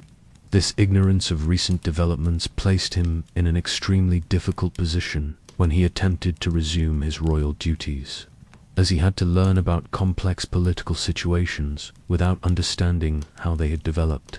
The king's physical condition following his recovery was generally good, though court physicians noted that he appeared to have aged significantly during his illness and seemed more fragile and hesitant than he had been before his breakdown. Henry's gentle and scholarly nature remained unchanged, but observers detected a new wariness and uncertainty in his manner that suggested the traumatic experience had left lasting psychological effects, even though he had no conscious memory of what had occurred. The immediate political consequence of Henry's recovery was the automatic termination of Richard of York's protectorate, which had been explicitly designed to end when the king regained his capacity to govern personally. This legal requirement meant that York was forced to surrender the governmental authority he had wielded for nearly a year, returning him to his previous position as simply one powerful noble among many, rather than the dominant figure in royal government. Margaret of Angers' response to her husband's recovery demonstrated both her relief at his restoration and her determination to prevent any recurrence of the political marginalization she had experienced during his illness. The Queen immediately moved to reassert her influence over royal policy and to ensure that York and his supporters would be excluded from positions of authority that might enable them to challenge Lancastrian control over the government.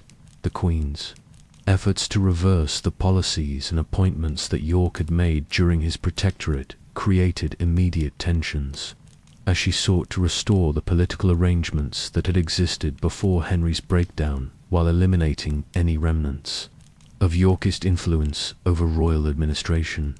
These changes were legally justified by the restoration of royal authority, but they also represented a direct challenge to York and his supporters, who had invested significant effort in the governmental reforms of the previous year.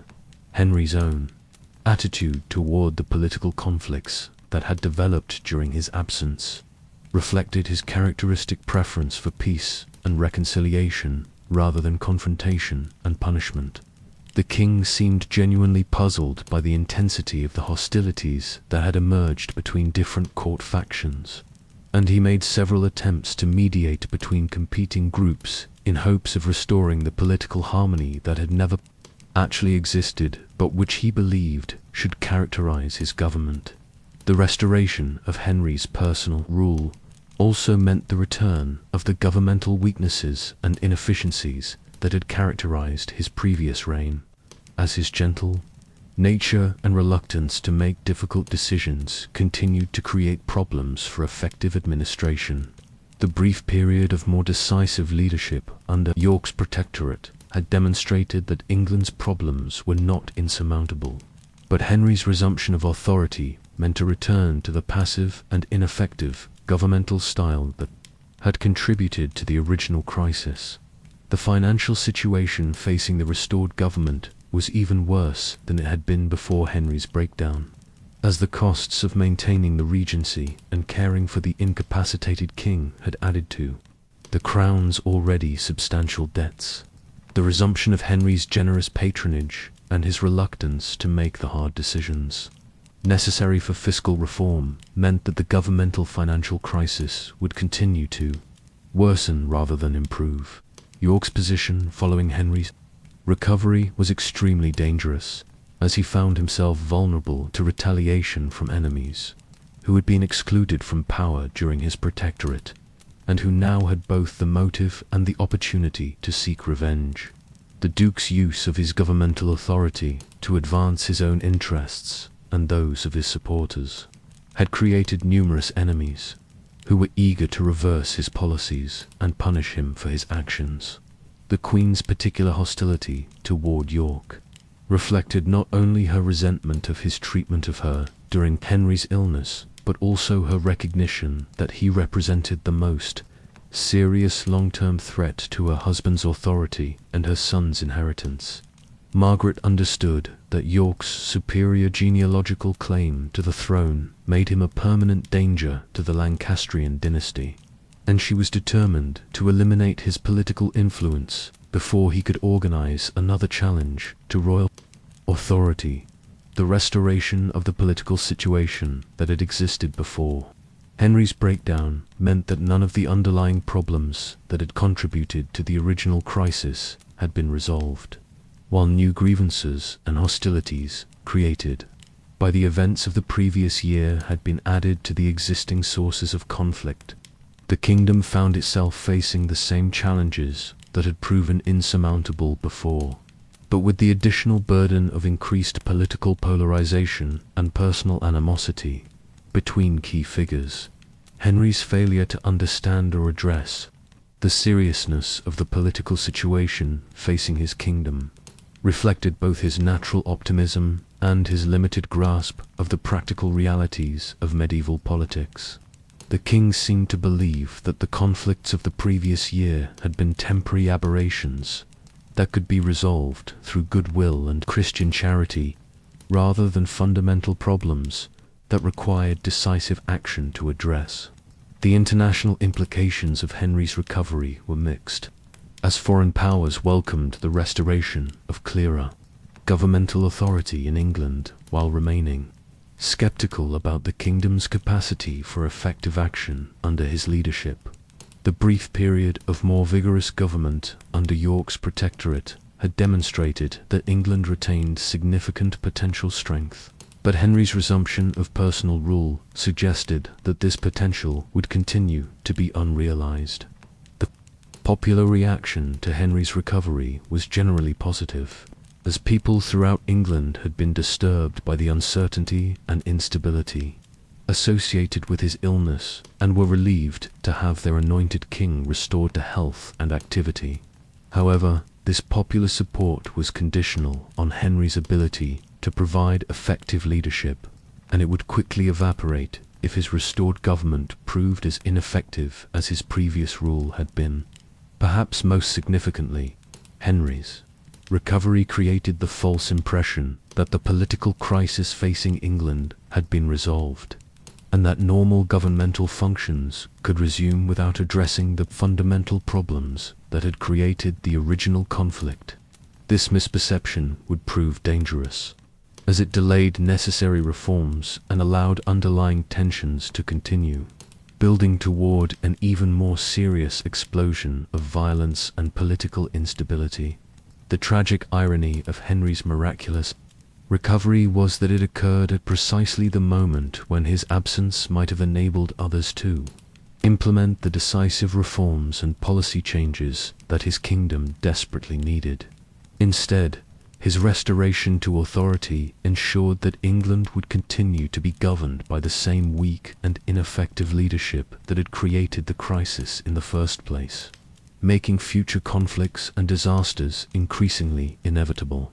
The political equilibrium that briefly followed Henry VI's recovery proved to be unstable and temporary, as the fundamental conflicts that had led to the original crisis remained unresolved, and new grievances created by the events of the Regency period made peaceful coexistence between the rival factions increasingly impossible. By the spring of 1455, it had become clear that the kingdom was sliding inexorably toward renewed military confrontation that would be far more serious and destructive than the brief engagement at St. Albans had been. Margaret of Anjou's systematic exclusion of Richard of York and his supporters from any meaningful role in royal government during the months following Henry's recovery created a dangerous situation in which the most powerful noble in the kingdom found himself politically marginalized and potentially vulnerable to persecution by his enemies. The Queen's determination to prevent any recurrence of Yorkist influence over royal policy was understandable, given her experiences during Henry's illness, but it also made violent conflict almost inevitable. York's realization that peaceful coexistence with the restored Lancastrian government was impossible forced him to choose between accepting permanent political exile or taking military action to protect his interests and advance his claims. The Duke's extensive territorial holdings and military resources gave him the capability to challenge royal authority, while his superior genealogical claim to the throne provided ideological justification for resistance to what he could portray as illegitimate Lancastrian usurpation. The deteriorating relationship between York and the royal court was exacerbated by a series of incidents and provocations that demonstrated the complete breakdown of trust between the competing factions. When York and his allies were summoned to attend a royal council at Leicester in May 1455, they interpreted this summons as a trap designed to enable their enemies to arrest them on charges of treason, making armed resistance seem necessary for their survival. The Duke's decision to gather military forces and march toward London represented a calculated gamble that he could achieve his political objectives through a show of strength rather than prolonged warfare. York's hope was that a demonstration of his military capabilities would force the royal government to negotiate seriously about his grievances and to provide him with the security, guarantees and political influence that peaceful methods had failed to achieve. The royal response to York's military mobilization revealed both the weakness of Lancastrian support among the nobility and the limited military resources available to Henry VI's government. Despite holding the advantages of legitimacy and established authority, the royal court was able to gather only a relatively small army to oppose York's forces, suggesting that many nobles preferred to remain neutral rather than commit themselves to either side in what appeared to be an escalating conflict. The events leading up to the First Battle of St. Albans demonstrated how quickly political disputes could escalate into military confrontations when the mechanisms for peaceful resolution had broken down completely. Both sides initially hoped to avoid actual fighting through negotiation, but their fundamental disagreements about the distribution of political power and the punishment of past grievances made compromise impossible. The battle itself, though brief and relatively small in scale, established crucial precedents that would shape the conduct of the Wars of the Roses for decades to come. York's victory demonstrated that established royal authority could be successfully challenged through military force, while the deaths of prominent Lancastrian nobles like Edmund Beaufort, Duke of Somerset, created blood feuds that would drive future conflicts and make reconciliation increasingly difficult. The immediate aftermath of the battle saw York's attempts to restore normal governmental functions while maintaining his political dominance through control of the captured king and key royal institutions. This effort to govern through a captive monarch was inherently unstable and could only succeed as long as York could maintain military superiority and prevent Margaret of Anjou from organizing effective resistance to his authority. York's second protectorate, established following his military victory, represented an attempt to address the underlying problems that had contributed to the original political crisis, while also consolidating his own position against future challenges. His governmental reforms were generally sensible and addressed real problems, but they were inevitably viewed by his opponents as self-serving measures designed to advance Yorkist interests rather than genuine efforts to improve royal administration. The Duke's efforts to present his actions as loyal service to the crown rather than rebellion against royal authority reflected both his understanding of the importance of legitimacy in medieval politics and his recognition that open claims to the throne would be premature and potentially counterproductive. This careful distinction between opposition to the king's advisers and rebellion against the king himself would become a crucial element in the political rhetoric of the Wars of the Roses. However, the fundamental problems that had created the original conflict remained unresolved during York's Second Protectorate, as his position continued to depend on Henry VI's acquiescence and Margaret of Anjou's inability to organize effective resistance. The temporary nature of his authority and the constant threat of renewed conflict made it impossible to implement the kind of comprehensive reforms that England's problems required. Margaret's activities during this period demonstrated her evolution from a foreign princess to a formidable political leader who was fully prepared to use military force to protect her family's interests. Her efforts to build a coalition capable of challenging Yorkist authority showed both her political skill and her understanding that the conflict had moved beyond the possibility of negotiated settlement to a struggle for survival in which only complete victory would ensure safety. The Queen's alliance with powerful northern nobles like the Percy family provided her with military resources that could match York's own forces, while her connections to the Scottish court offered the possibility of foreign assistance if domestic support proved insufficient. These alliances were politically dangerous because they associated the Lancastrian cause with traditional enemies of England, but they were also militarily necessary given the limited resources available to the royal party. The renewal of active warfare in 1459 marked the definitive end of attempts to resolve England's political crisis through governmental manoeuvring and negotiation. The battles at Blue Heath and Ludford Bridge demonstrated that both sides possessed significant military capabilities and were prepared to use them, while also revealing the complex regional and family loyalties that would complicate the conduct of the Civil War. York's flight to Ireland following his defeat at Ludford Bridge might have ended his challenge to Lancastrian authority permanently, if his enemies had been able to consolidate their victory and eliminate his remaining supporters. However, the survival of his sons and allies, along with their escape to Calais, ensured that the Yorkist cause would continue even without York himself, demonstrating the extent to which the conflict had moved beyond personal rivalry to become a broader dynastic struggle.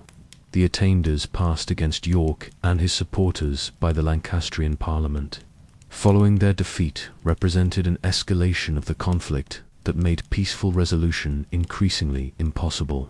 By declaring their opponents traitors and confiscating their lands, the Lancastrians ensured that the Yorkists would have to fight for their survival rather than simply their political preferences, making the conflict more desperate and destructive. The return of the exiled Yorkists to England in 1460 marked the beginning of the most active and dangerous phase of the Wars of the Roses, as both sides now understood that the conflict could only end with the complete victory of one faction and the destruction of the other. The battles that followed would determine not only which dynasty would rule England, but also what kind of monarchy would emerge from the ashes of the medieval system that was being destroyed by the Civil War. The tragic irony of the return to war was that it represented the complete failure of all attempts to resolve England's problems through the political and governmental means that had served the kingdom reasonably well for centuries. The resort to military force as the primary method of political competition marked a fundamental breakdown of civilized society. that would have consequences extending far beyond the immediate participants in the conflict. The last phase of Henry V's reign represents perhaps the most tragic period in the entire sorry chronicle of his kingship. As the gentle monarch who had once ruled 2 kingdoms was reduced to a helpless pawn in conflicts he could no longer understand or influence. Between 1460 and his death in 1471, Henry would experience the ultimate humiliation of medieval kingship, being shuttled between rival factions like a piece of valuable property, crowned and deposed multiple times, while the very concept of legitimate royal authority disintegrated around him. The Battle of Northampton in July 1460 marked a crucial turning point in Henry's personal fate, as his capture by Yorkist forces under the Earl of Warwick placed him once again under the physical control of his enemies. Unlike his previous capture at St. Albans, which had been followed by attempts at reconciliation and shared governance, this seizure occurred in the context of a full-scale dynastic war, where the stakes had escalated far beyond mere political influence to include the survival of entire noble families. Henry's behavior during his capture at Northampton revealed the extent to which his mental fragility had been permanently affected by his earlier breakdown. Contemporary accounts describe a king who seemed almost relieved to be relieved of the burden of making decisions, passively accepting whatever arrangements his captors chose to make for him. The warrior kings of England's past had died fighting, rather than submit to such humiliation, but Henry's gentle nature made resistance to his fate seem both impossible and contrary to his fundamental character. The treatment Henry received during his captivity demonstrated the complex relationship between the Yorkist leaders and the institution of monarchy itself. Despite their military victory and their growing claims to legitimate authority, York and his allies continued to maintain the fiction that they were serving the king rather than holding him prisoner. This careful preservation of royal dignity, even under circumstances of obvious coercion, reflected both political calculation and genuine respect for the sacred nature of kingship that persisted even during this period of dynastic conflict. Richard of York's formal claim to the throne, presented to Parliament in October 1460, represented the moment when the conflict moved beyond disputes over governmental control to direct challenges to the Lancastrian dynasty's right to rule. York's genealogical arguments were legally sound and historically accurate, but his decision to press them at this particular moment demonstrated a fundamental misunderstanding of English political sentiment and the continuing popular attachment to Henry VI, despite his obvious inadequacies as a ruler. The parliamentary debates over York's claim revealed deep divisions within England's political elite about fundamental questions of legitimacy, inheritance, and the nature of royal authority. Many nobles who had supported York's claims to governmental influence found themselves uncomfortable with his challenge to the established dynasty, while others who had opposed his political agenda were forced to acknowledge the strength of his hereditary arguments for the throne itself. The compromise solution eventually adopted by Parliament, recognizing Henry as king for life while designating York as his heir, represented an attempt to resolve the dynastic question without requiring the immediate deposition of the anointed monarch. This arrangement satisfied neither side completely, but provided a temporary framework that might have enabled peaceful transition if circumstances had allowed it to be implemented over time. However, the Act of Accord that formalized this arrangement also represented a devastating blow to Margaret of Anjou and her son, Prince Edward, whose inheritance was effectively disinherited in favor of the Yorkist line.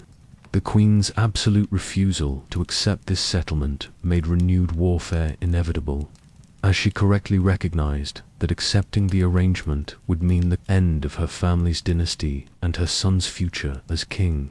Henry's reaction to these momentous developments was characteristic of his passive and resigned approach to political conflict throughout his reign. The king seemed to view the parliamentary settlement as a divine judgment that he was obligated to accept, regardless of its implications for his wife and son. This fatalistic acceptance of circumstances beyond his control reflected both his deep religious faith and his fundamental unfitness for the ruthless world of medieval politics. The renewal of warfare following the Act of Accord placed Henry in an impossible position, as he found himself nominally supporting a settlement that his own wife and heir were fighting to overturn. The king's presence with York's forces during the campaign that led to the Battle of Wakefield in December 1460 symbolized the complete breakdown of family unity and the extent to which political loyalties had superseded personal relationships.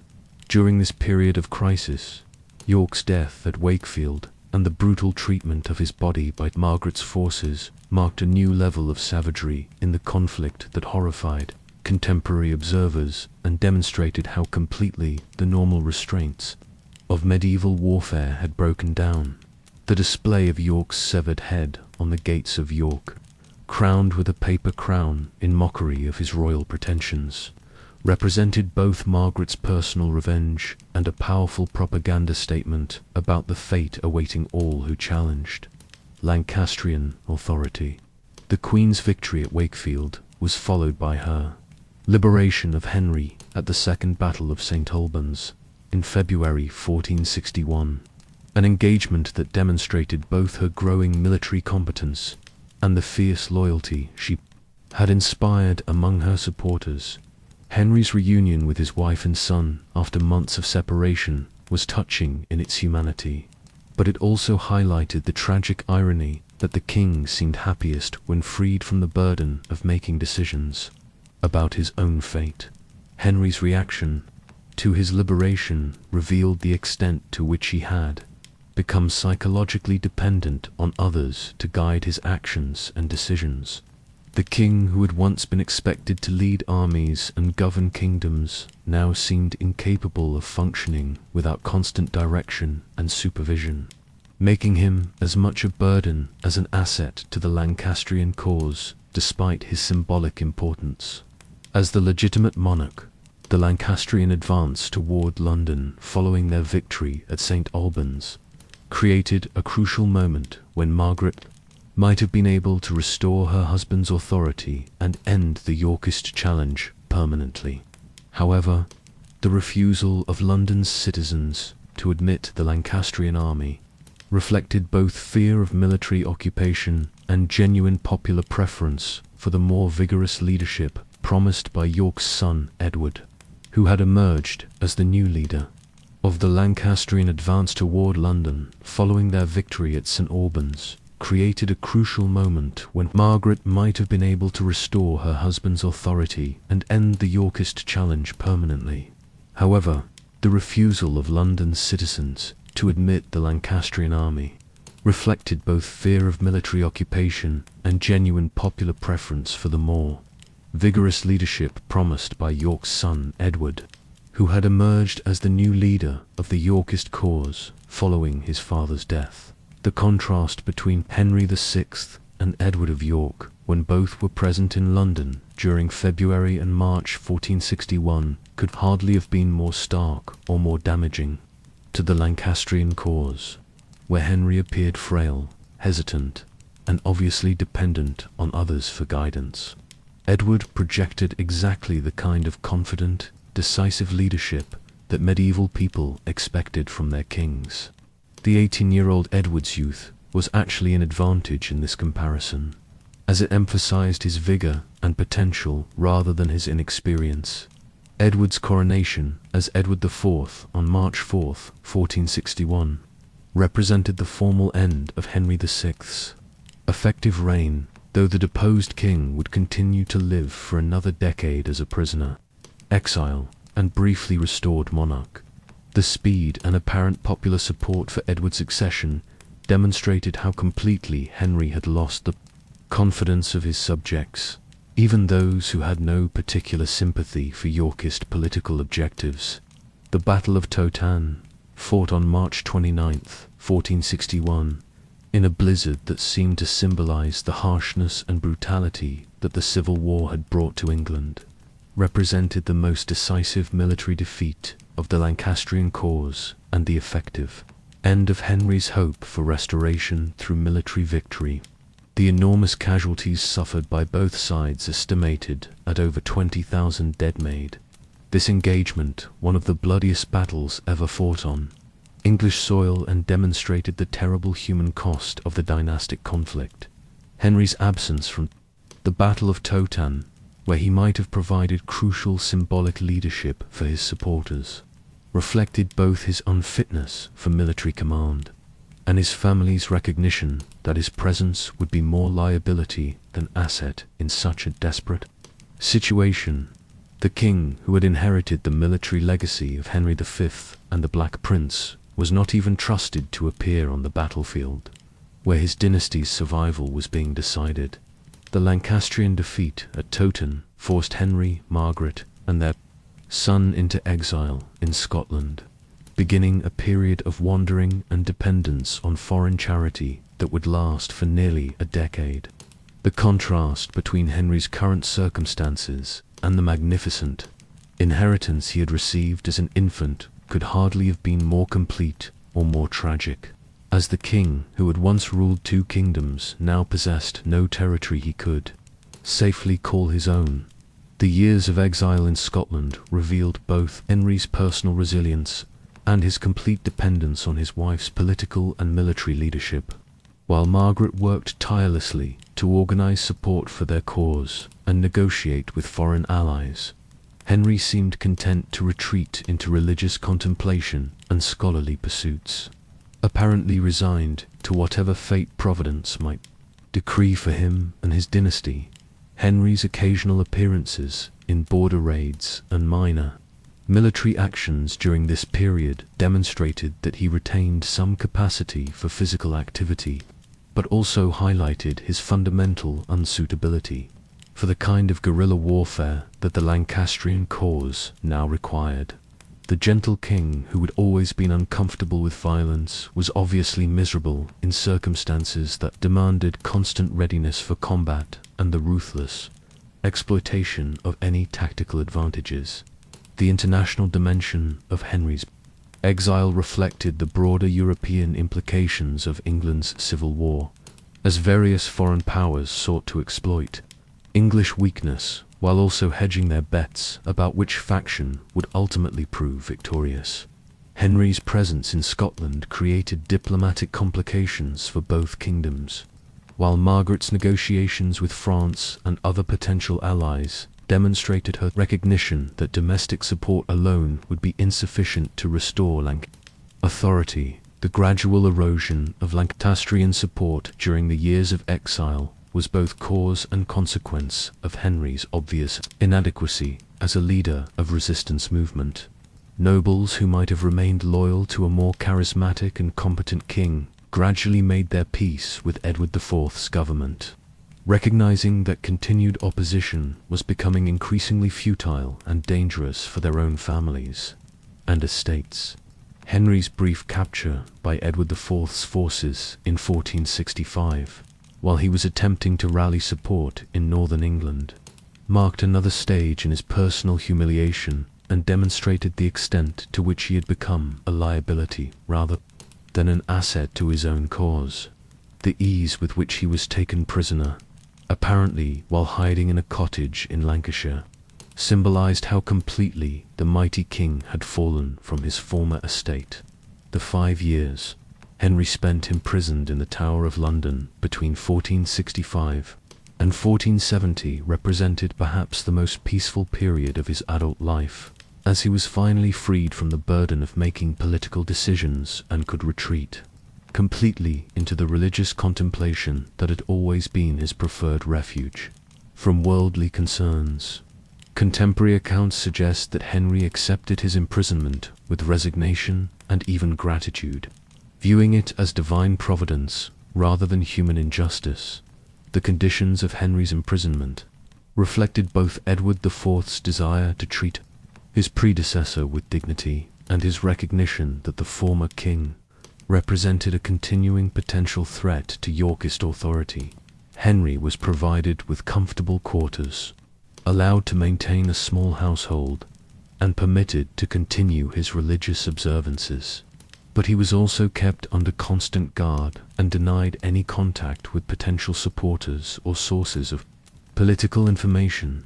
The irony of Henry's situation during his imprisonment was that he was probably happier and more content during this period than he had been at any time since his childhood, as he was finally freed from responsibilities that had always been beyond his capabilities and could focus entirely on the spiritual and intellectual pursuits that had always brought him the greatest satisfaction.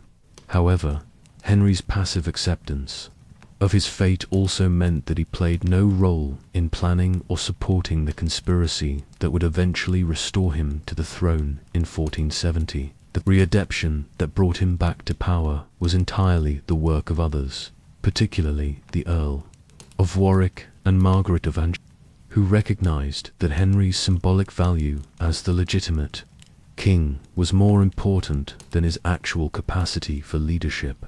The negotiations that led to the alliance between Warwick and Margaret represented one of the most remarkable political reversals of the entire Wars of the Roses, as former enemies were forced to cooperate in pursuit of their shared interest in overthrowing Edward IV. Henry's role in these arrangements was entirely passive, as he was simply informed of decisions made on his behalf rather than participating in the planning process himself. The restoration of Henry VI to the throne in October 1470 created a situation that was unprecedented in English history, as a king who had been formally deposed and replaced was returned to power through military force rather than legal process. The readeption represented both the ultimate vindication of Henry's claims to legitimate authority and a demonstration of how completely meaningless such claims had become in the context of ongoing civil war. Henry's second reign was even more obviously a puppet monarchy than his first restoration had been, as real power was exercised by Warwick and other Lancastrian leaders, while the king himself served merely as a symbolic figurehead. The contrast between Henry's theoretical authority as the restored monarch and his obvious dependence on others for all practical decisions highlighted the extent to which the institution of kingship itself had been damaged by the Civil War. The king's public appearances during the readeption revealed a man who had aged significantly during his imprisonment, and who seemed even more detached from worldly concerns than he had been before his deposition. Henry's obvious frailty and mental confusion made him appear more like a religious relic than a functioning monarch, inspiring pity rather than the confidence and loyalty that effective kingship required. The brief duration of Henry's restoration than 6 months reflected both the weakness of the coalition that had brought him back to power and Edward IV's superior military and political skills. When Edward returned from exile in the Low Countries in March 1471, he was able to exploit divisions among his enemies and regain his throne with remarkable speed and efficiency. Henry's final capture at the Battle of Tewkesbury in May 1471 marked the definitive end of Lancastrian hopes for restoration, as the death of Prince Edward in the battle eliminated the dynasty's heir and left Henry as the last representative of his line. The king's passive acceptance of his final defeat reflected both his chronic resignation to circumstances beyond his control and his probable relief that the long struggle was finally over. The return of Henry to the Tower of London in May 1471 completed the circle of his tragic reign, as he found himself back in the same prison where he had spent the previous 5 years, but now with no hope of rescue or restoration. The king who had once ruled England and France was reduced to being a powerless prisoner whose continued existence served no purpose, except to remind others of what had been lost during the catastrophic Civil War. The circumstances surrounding Henry VI's death on the night of May 21st, 1471, in the Tower of London remain shrouded in the kind of mystery and controversy that had characterized so much of his tragic reign. The official account that the deposed king died naturally of melancholy and grief upon learning of his son's death at Tewkesbury satisfied few contemporary observers and has convinced even fewer historians, making Henry's end as disputed and tragic as the life that preceded it. The timing of Henry's death, occurring within hours of Edward IV's return to London following his victory at Tewkesbury, was so convenient for the Yorkist cause that it immediately aroused suspicions of murder among those who had witnessed the ruthless efficiency with which Edward had eliminated other threats to his authority. The coincidence seemed too perfect to be natural, particularly given the political necessity of preventing Henry from becoming a focus for future Lancastrian resistance. Edward IV's presence in London on the night of Henry's death created obvious opportunities for royal involvement in whatever events transpired in the Tower, though the new king was careful to ensure that he could not be directly linked to any violence that might have occurred. The plausible deniability that characterized the official account reflected both political sophistication and an understanding that outright admission of regicide would damage the legitimacy that Edward was working to establish. The condition of Henry's body when it was discovered the following morning provided little conclusive evidence about the manner of his death, though some observers noted signs that were consistent with violence rather than natural causes. The absence of obvious wounds or injuries could be explained by suffocation or other methods that would leave minimal physical evidence, while the king's advanced age and fragile health made natural death from stress and grief entirely plausible. Contemporary chronicles and accounts of Henry's death varied significantly in their details and interpretations, reflecting both the political sensitivity of the event and the limited access that most observers had to reliable information about what had actually occurred. Some sources accepted the official explanation without question, while others hinted darkly at more sinister possibilities without providing specific evidence to support their suspicions. The political necessity of Henry's death from Edward IV's perspective was obvious to all informed observers, as the continued existence of the legitimate Lancastrian king represented a permanent threat to Yorkist authority that could inspire future rebellions and provide a rallying point for disaffected nobles. The elimination of this threat, whether through natural or artificial means, removed a major obstacle to the stabilization of Edward's rule and the establishment of a new dynasty. The manner in which news of Henry's death was announced and disseminated reflected careful attention to public relations and the need to control popular reaction to what many subjects viewed as the end of the legitimate royal line. The emphasis on Henry's grief over his son's death and his peaceful acceptance of divine will was designed to evoke sympathy rather than anger and to discourage any thoughts of vengeance or resistance among his former supporters. The reaction of Margaret of Anjou to her husband's death demonstrated both her genuine grief at the loss of her life partner and her realistic understanding that his elimination was probably inevitable, given the political circumstances. The Queen, who had fought so desperately to preserve her husband's throne and her son's inheritance, had now lost both, leaving her with nothing but memories of what might have been under different circumstances. The international response to Henry's death was generally muted, as most European powers had already accepted Edward IV's authority and had little interest in challenging the fait accompli of Lancastrian extinction. The French government, which had occasionally supported Lancastrian claims for its own diplomatic purposes, quickly adjusted to the new reality and began developing relationships with the victorious Yorkist regime. The popular reaction to Henry's death varied significantly across different regions and social classes, reflecting the complex and often contradictory feelings that the late king had inspired among his subjects. Many people who had criticized Henry's ineffective rule nevertheless mourned his passing as the end of an era, while others viewed his death as divine judgment on a dynasty that had brought England nothing but disaster and civil war. The religious interpretation of Henry's death became particularly important in the years following his demise, as some observers began to view him as a martyr who had suffered for the sins of his kingdom, rather than as a failed king who had brought destruction upon himself and his subjects.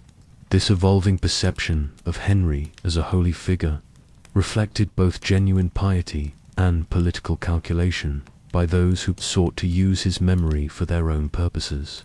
The burial arrangements for Henry's body reflected the complex political and religious considerations surrounding his death, as Edward IV sought to treat his predecessor with appropriate dignity while also ensuring that his tomb would not become a site of pilgrimage or political resistance. The initial interment at Chertsey Abbey provided a suitably remote location that could be monitored and controlled by royal authorities. The absence of any significant popular uprising or noble rebellion following Henry's death demonstrated both the effectiveness of Edward IV's political management and the extent to which the English people had become exhausted by decades of civil war. The acquiescence with which Henry's elimination was accepted suggested that most subjects were more interested in stability and peace than abstract questions of dynastic legitimacy. The historical debate over Henry's death reflects broader questions about the nature of medieval kingship and the circumstances under which royal authority could be legitimately challenged or terminated. The ambiguous nature of the evidence surrounding his demise has allowed different historians to interpret the event according to their own theoretical frameworks and political sympathies. Perhaps most significantly, Henry's death marked the definitive end of the medieval conception of kingship that had dominated European political thought for centuries. The idea that anointed monarchs possessed sacred authority that could not be challenged or removed by human action had been fundamentally undermined by the events of the Wars of the Roses, creating new possibilities for political development that would shape the future evolution of English government. The tragedy of Henry VI's death was not merely personal but historical, as it represented the violent conclusion of a reign that had begun with such promise and possibility.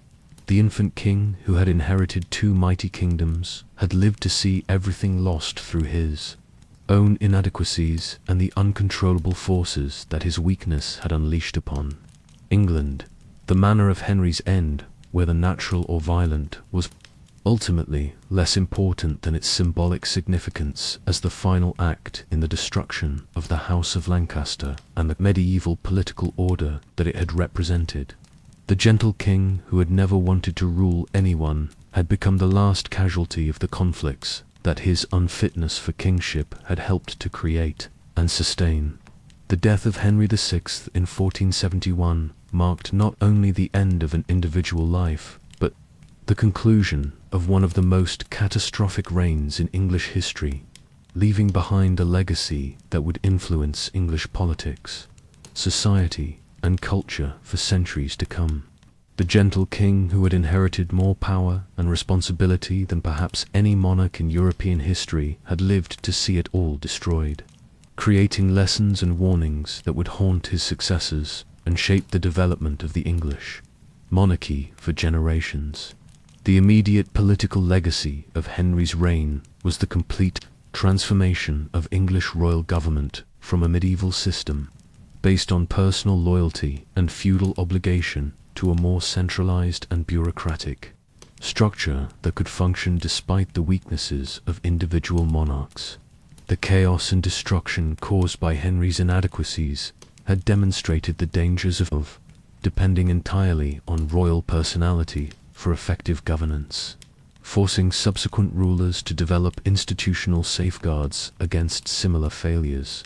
Edward For, and his successors learned from Henry's mistakes, the crucial importance of maintaining strong personal leadership, while also building governmental systems that could survive periods of royal weakness or incapacity. The Tudor dynasty, in particular, would draw heavily on the negative example of Henry VI in developing their own approaches to kingship and royal authority, using his failures as a template for what to avoid in their own rule. The constitutional implications of Henry's reign were equally significant, as the Wars of the Roses had fundamentally altered the relationship between Crown and Parliament by demonstrating that royal authority ultimately depended on the consent of the governed, rather than divine appointment alone. The precedent of successful resistance to royal authority, established during the conflicts of Henry's reign, would resurface during later constitutional crises and contribute to the eventual development of limited monarchy in England. The social consequences of Henry's failed kingship extended far beyond the immediate participants in the Wars of the Roses, as the breakdown of central authority had created conditions of lawlessness and insecurity that have affected every level of English society. The noble families that had torn themselves apart during the civil wars would take generations to recover their strength and stability, while common people throughout England had suffered from the disruption of trade, agriculture, and local government. The economic legacy of Henry's reign was similarly destructive, as the enormous costs of civil war had depleted the royal treasury and disrupted the commercial relationships that had made England prosperous during the earlier phases of the 100 Years' War. The loss of French territories had eliminated major sources of royal revenue, while the domestic conflicts had destroyed much of the wealth that had been accumulated during more peaceful periods. Perhaps most importantly, Henry's reign had demonstrated the terrible human costs of political failure and the cascading effects that incompetent leadership could have on entire societies. The gentle king's personal virtues, his piety, his scholarship, his mercy had proven inadequate to protect his subjects from the consequences of his political weaknesses, creating a tragic irony that would be remembered and studied for centuries. The religious legacy of Henry VI was complex and contradictory, reflecting both his genuine piety and the catastrophic results of his rule. While his personal devotion and his foundation of educational institutions like Eton College and King's College, Cambridge, were genuinely admirable achievements that benefited English society for centuries, his failure as a king had brought unprecedented suffering to his Christian subjects and had undermined the divine authority that supposedly justified royal rule. The development of a cult of veneration around Henry's memory in the years following his death reflected both genuine, popular affection for his personal qualities and political calculation by those who sought to use his reputation for their own purposes. The stories of miracles associated with his tomb and the efforts to have him canonized as a saint demonstrated the extent to which his personal sanctity had become separated in popular memory from his political failures. The literary and cultural legacy of Henry VI would prove to be one of the most enduring aspects of his historical influence, as writers and artists, from Shakespeare to modern novelists, would return repeatedly to his story as a source of tragic inspiration and political commentary. The contrast between his noble character and his catastrophic reign provided a powerful framework for exploring broader questions about the nature of leadership, the relationship between personal virtue and public effectiveness, and the tragic consequences of good intentions combined with inadequate capabilities. Shakespeare's portrayal of Henry in his historical plays would prove particularly influential in shaping popular understanding of the king and his reign. Though the playwright's dramatic purposes required significant distortions of historical fact, the image of Henry as a saintly but weak ruler who was destroyed by more ruthless and ambitious contemporaries became embedded in English cultural consciousness and continues to influence perceptions of his reign even today. The military legacy of Henry's kingship was entirely negative, as his reign marked the definitive end of England's medieval military dominance and the beginning of a long period of defensive strategy and limited international ambitions. The loss of France and the devastation caused by civil war had eliminated England's capacity for the kind of aggressive continental campaigns that had characterized the reigns of Edward III and Henry V. The diplomatic consequences of Henry's failures were equally significant, as England's reputation for instability and weakness had reduced its influence in European affairs and had made other powers reluctant to enter into long-term alliances with a kingdom that might not be able to honor its commitments. The restoration of English diplomatic credibility would require decades of consistent and effective leadership under subsequent monarchs. The educational legacy of Henry VI represented perhaps the most positive aspect of his historical influence, as his foundations at Eton and Cambridge would continue to educate English leaders for centuries and would serve as models for educational development throughout the English-speaking world. The irony that England's most intellectually accomplished king was also its greatest political failure would not be lost on subsequent generations of scholars and statesmen.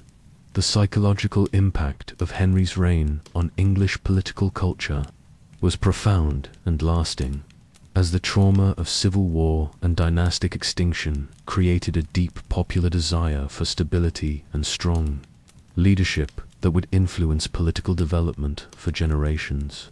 The fear of returning to the chaos of the Wars of the Roses would become a powerful tool for subsequent monarchs seeking to justify authoritarian measures and resist challenges to royal authority. Perhaps most tragically, Henry's legacy included the complete destruction of the House of Lancaster and the elimination of a royal line that had produced both England's greatest military hero in Henry V and its most catastrophic failure in Henry VI himself. The extinction of the dynasty meant that England lost whatever positive qualities the Lancastrian tradition might have contributed to future political development, while retaining only the negative lessons of Henry's disastrous reign. The international implications of Henry's legacy extended far beyond England itself, as his failures had demonstrated to European observers the dangers of weak kingship and had influenced the development of royal government throughout the continent. The example of England's civil wars would be studied and remembered by foreign rulers seeking to avoid similar disasters in their own kingdoms. The ultimate assessment of Henry VI's legacy must acknowledge both the personal tragedy of a fundamentally decent man who was destroyed by circumstances beyond his control, and the broader historical significance of a reign that marked the end of medieval England and the beginning of the early modern period. His failures had created the conditions that would force England to develop new forms of government and new approaches to royal authority that would eventually prove more effective than the personal monarchy that he had been unable to sustain. The gentle king who had lost everything had nevertheless contributed, through his very failures, to the eventual development of a more stable and effective English monarchy that would avoid the catastrophic weaknesses that had destroyed his own reign. In this indirect and tragic way, Henry VI's greatest legacy may have been his role in teaching England how not to be governed, providing future generations with a clear example of the disasters that could result from the combination of unlimited royal authority with inadequate royal leadership. As the last echoes of conflict fade away and the medieval world gives way to new realities, we find ourselves reflecting on the extraordinary tragedy of Henry VI the King, whose story embodies both the highest aspirations and the deepest failures of medieval monarchy. Born to inherit two kingdoms, educated to love, learning, and peace, blessed with genuine piety and moral sensitivity, Henry VI possessed many admirable qualities that would have made him a model private citizen in any age. Yet these very virtues, when combined with the crushing responsibilities of kingship in one of history's most turbulent periods, became the instruments of his destruction and the source of unparalleled catastrophe for England. The arc of Henry's life reads like a classical tragedy written on the grandest possible scale, with the kingdoms of England and France serving as the stage and the fate of millions hanging in the balance. From his birth as the heir to an impossible dual monarchy, through his gentle attempts to rule through scholarship and prayer rather than sword and strategy, to his final degradation as a helpless pawn in conflicts he could neither understand nor control, Henry's story demonstrates how completely personal character and historical circumstances can conspire to create disaster even when individual intentions are noble and pure. The loss of France during Henry's reign represented more than just military defeat, marked the end of England's medieval dreams of continental empire, and forced the kingdom to confront the reality of its limitations as an island nation. The great victories of Edward III and Henry V had created expectations of English dominance that Henry VI's gentle nature could never fulfill, making his failure seem even more complete and devastating than it might have appeared in different circumstances. The Wars of the Roses that dominated the latter part of Henry's reign were not merely dynastic conflicts between rival claimants to the throne, but fundamental challenges to the entire medieval system of government that had served England for centuries. The demonstration that royal authority could be successfully challenged through military force had revolutionary implications that would influence English political development for generations, ultimately contributing to the constitutional limitations on royal power that would characterize later periods of English history. Perhaps most tragically, Henry's personal suffering throughout his reign was both genuine and largely undeserved, as he found himself trapped in a role for which he was constitutionally unsuited by temperament, training, and inclination. The gentle scholar who would have been happiest in a monastery or university was forced instead to navigate the treacherous waters of medieval politics, where mercy was often weakness, scholarship counted for nothing, and the ability to inspire fear was more valuable than the capacity for moral reasoning. The contrast between Henry VI and his contemporary European monarchs highlights just how completely he was mismatched to his historical moment. While rulers like Louis XI of France were developing new techniques of statecraft and political manipulation, and while the Ottoman sultans were expanding their empire through military innovation and administrative efficiency, England found itself governed by a king whose primary interests were theology and education rather than war and diplomacy. The human cost of Henry's failed kingship extended far beyond his own personal tragedy to encompass the thousands of nobles and common people who died in the civil wars that his weaknesses had helped to unleash. The destruction of entire noble families, the disruption of agricultural production, the collapse of international trade, and the general atmosphere of lawlessness and insecurity that characterized much of his reign all represented consequences of political failure that affected every level of English society. Yet even in failure, Henry VI's reign provided valuable lessons that would influence the future development of English government and society. The recognition that personal royal virtue was insufficient to guarantee effective rule led to the development of more sophisticated governmental institutions that could function despite the weaknesses of individual monarchs.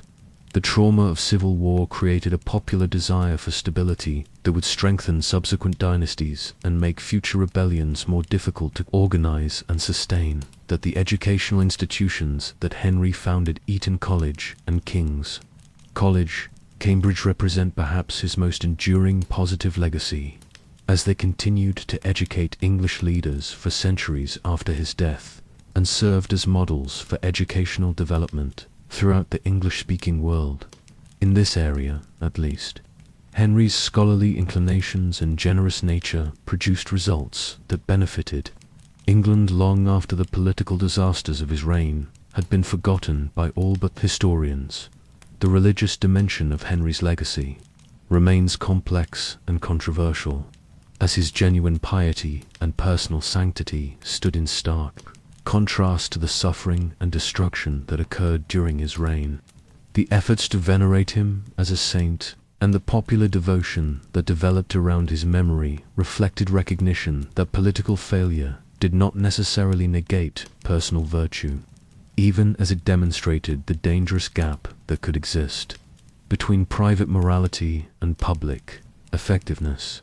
The international implications of Henry's reign extended far beyond England itself, as his failures had demonstrated to European observers the importance of strong royal leadership and had influenced the development of more centralized and efficient forms of government throughout the continent. The negative example of English civil war served as a warning to other rulers about the consequences of political weakness and helped to strengthen monarchical authority in kingdoms that learned from England's mistakes. In the end, Henry VI's story serves as both a personal tragedy and a historical watershed, marking the transition from medieval to early modern concepts of kingship and government. His failures forced England to confront fundamental questions about the nature of royal authority, the relationship between personal virtue and political effectiveness, and the balance between traditional loyalty and practical necessity that would shape English political development for centuries to come. The gentle king who lost everything had nevertheless played a crucial role in the transformation of England from a medieval kingdom governed by personal loyalty and feudal obligation to a more modern state capable of surviving the weaknesses of individual rulers. His tragic reign had taught England hard lessons about the costs of political failure and the necessity of strong, effective leadership that would influence royal government for generations. As we bid farewell to Henry VI in his final rest, we remember him not only as a failed king whose weaknesses brought disaster upon his kingdom, but also as a fundamentally decent human being who struggled with impossible circumstances and whose personal suffering reflected the broader human costs of political conflict and historical change. His story reminds us that even the most powerful individuals are ultimately subject to forces beyond their control, and that the burdens of leadership can destroy even those who approach them with the best of intentions.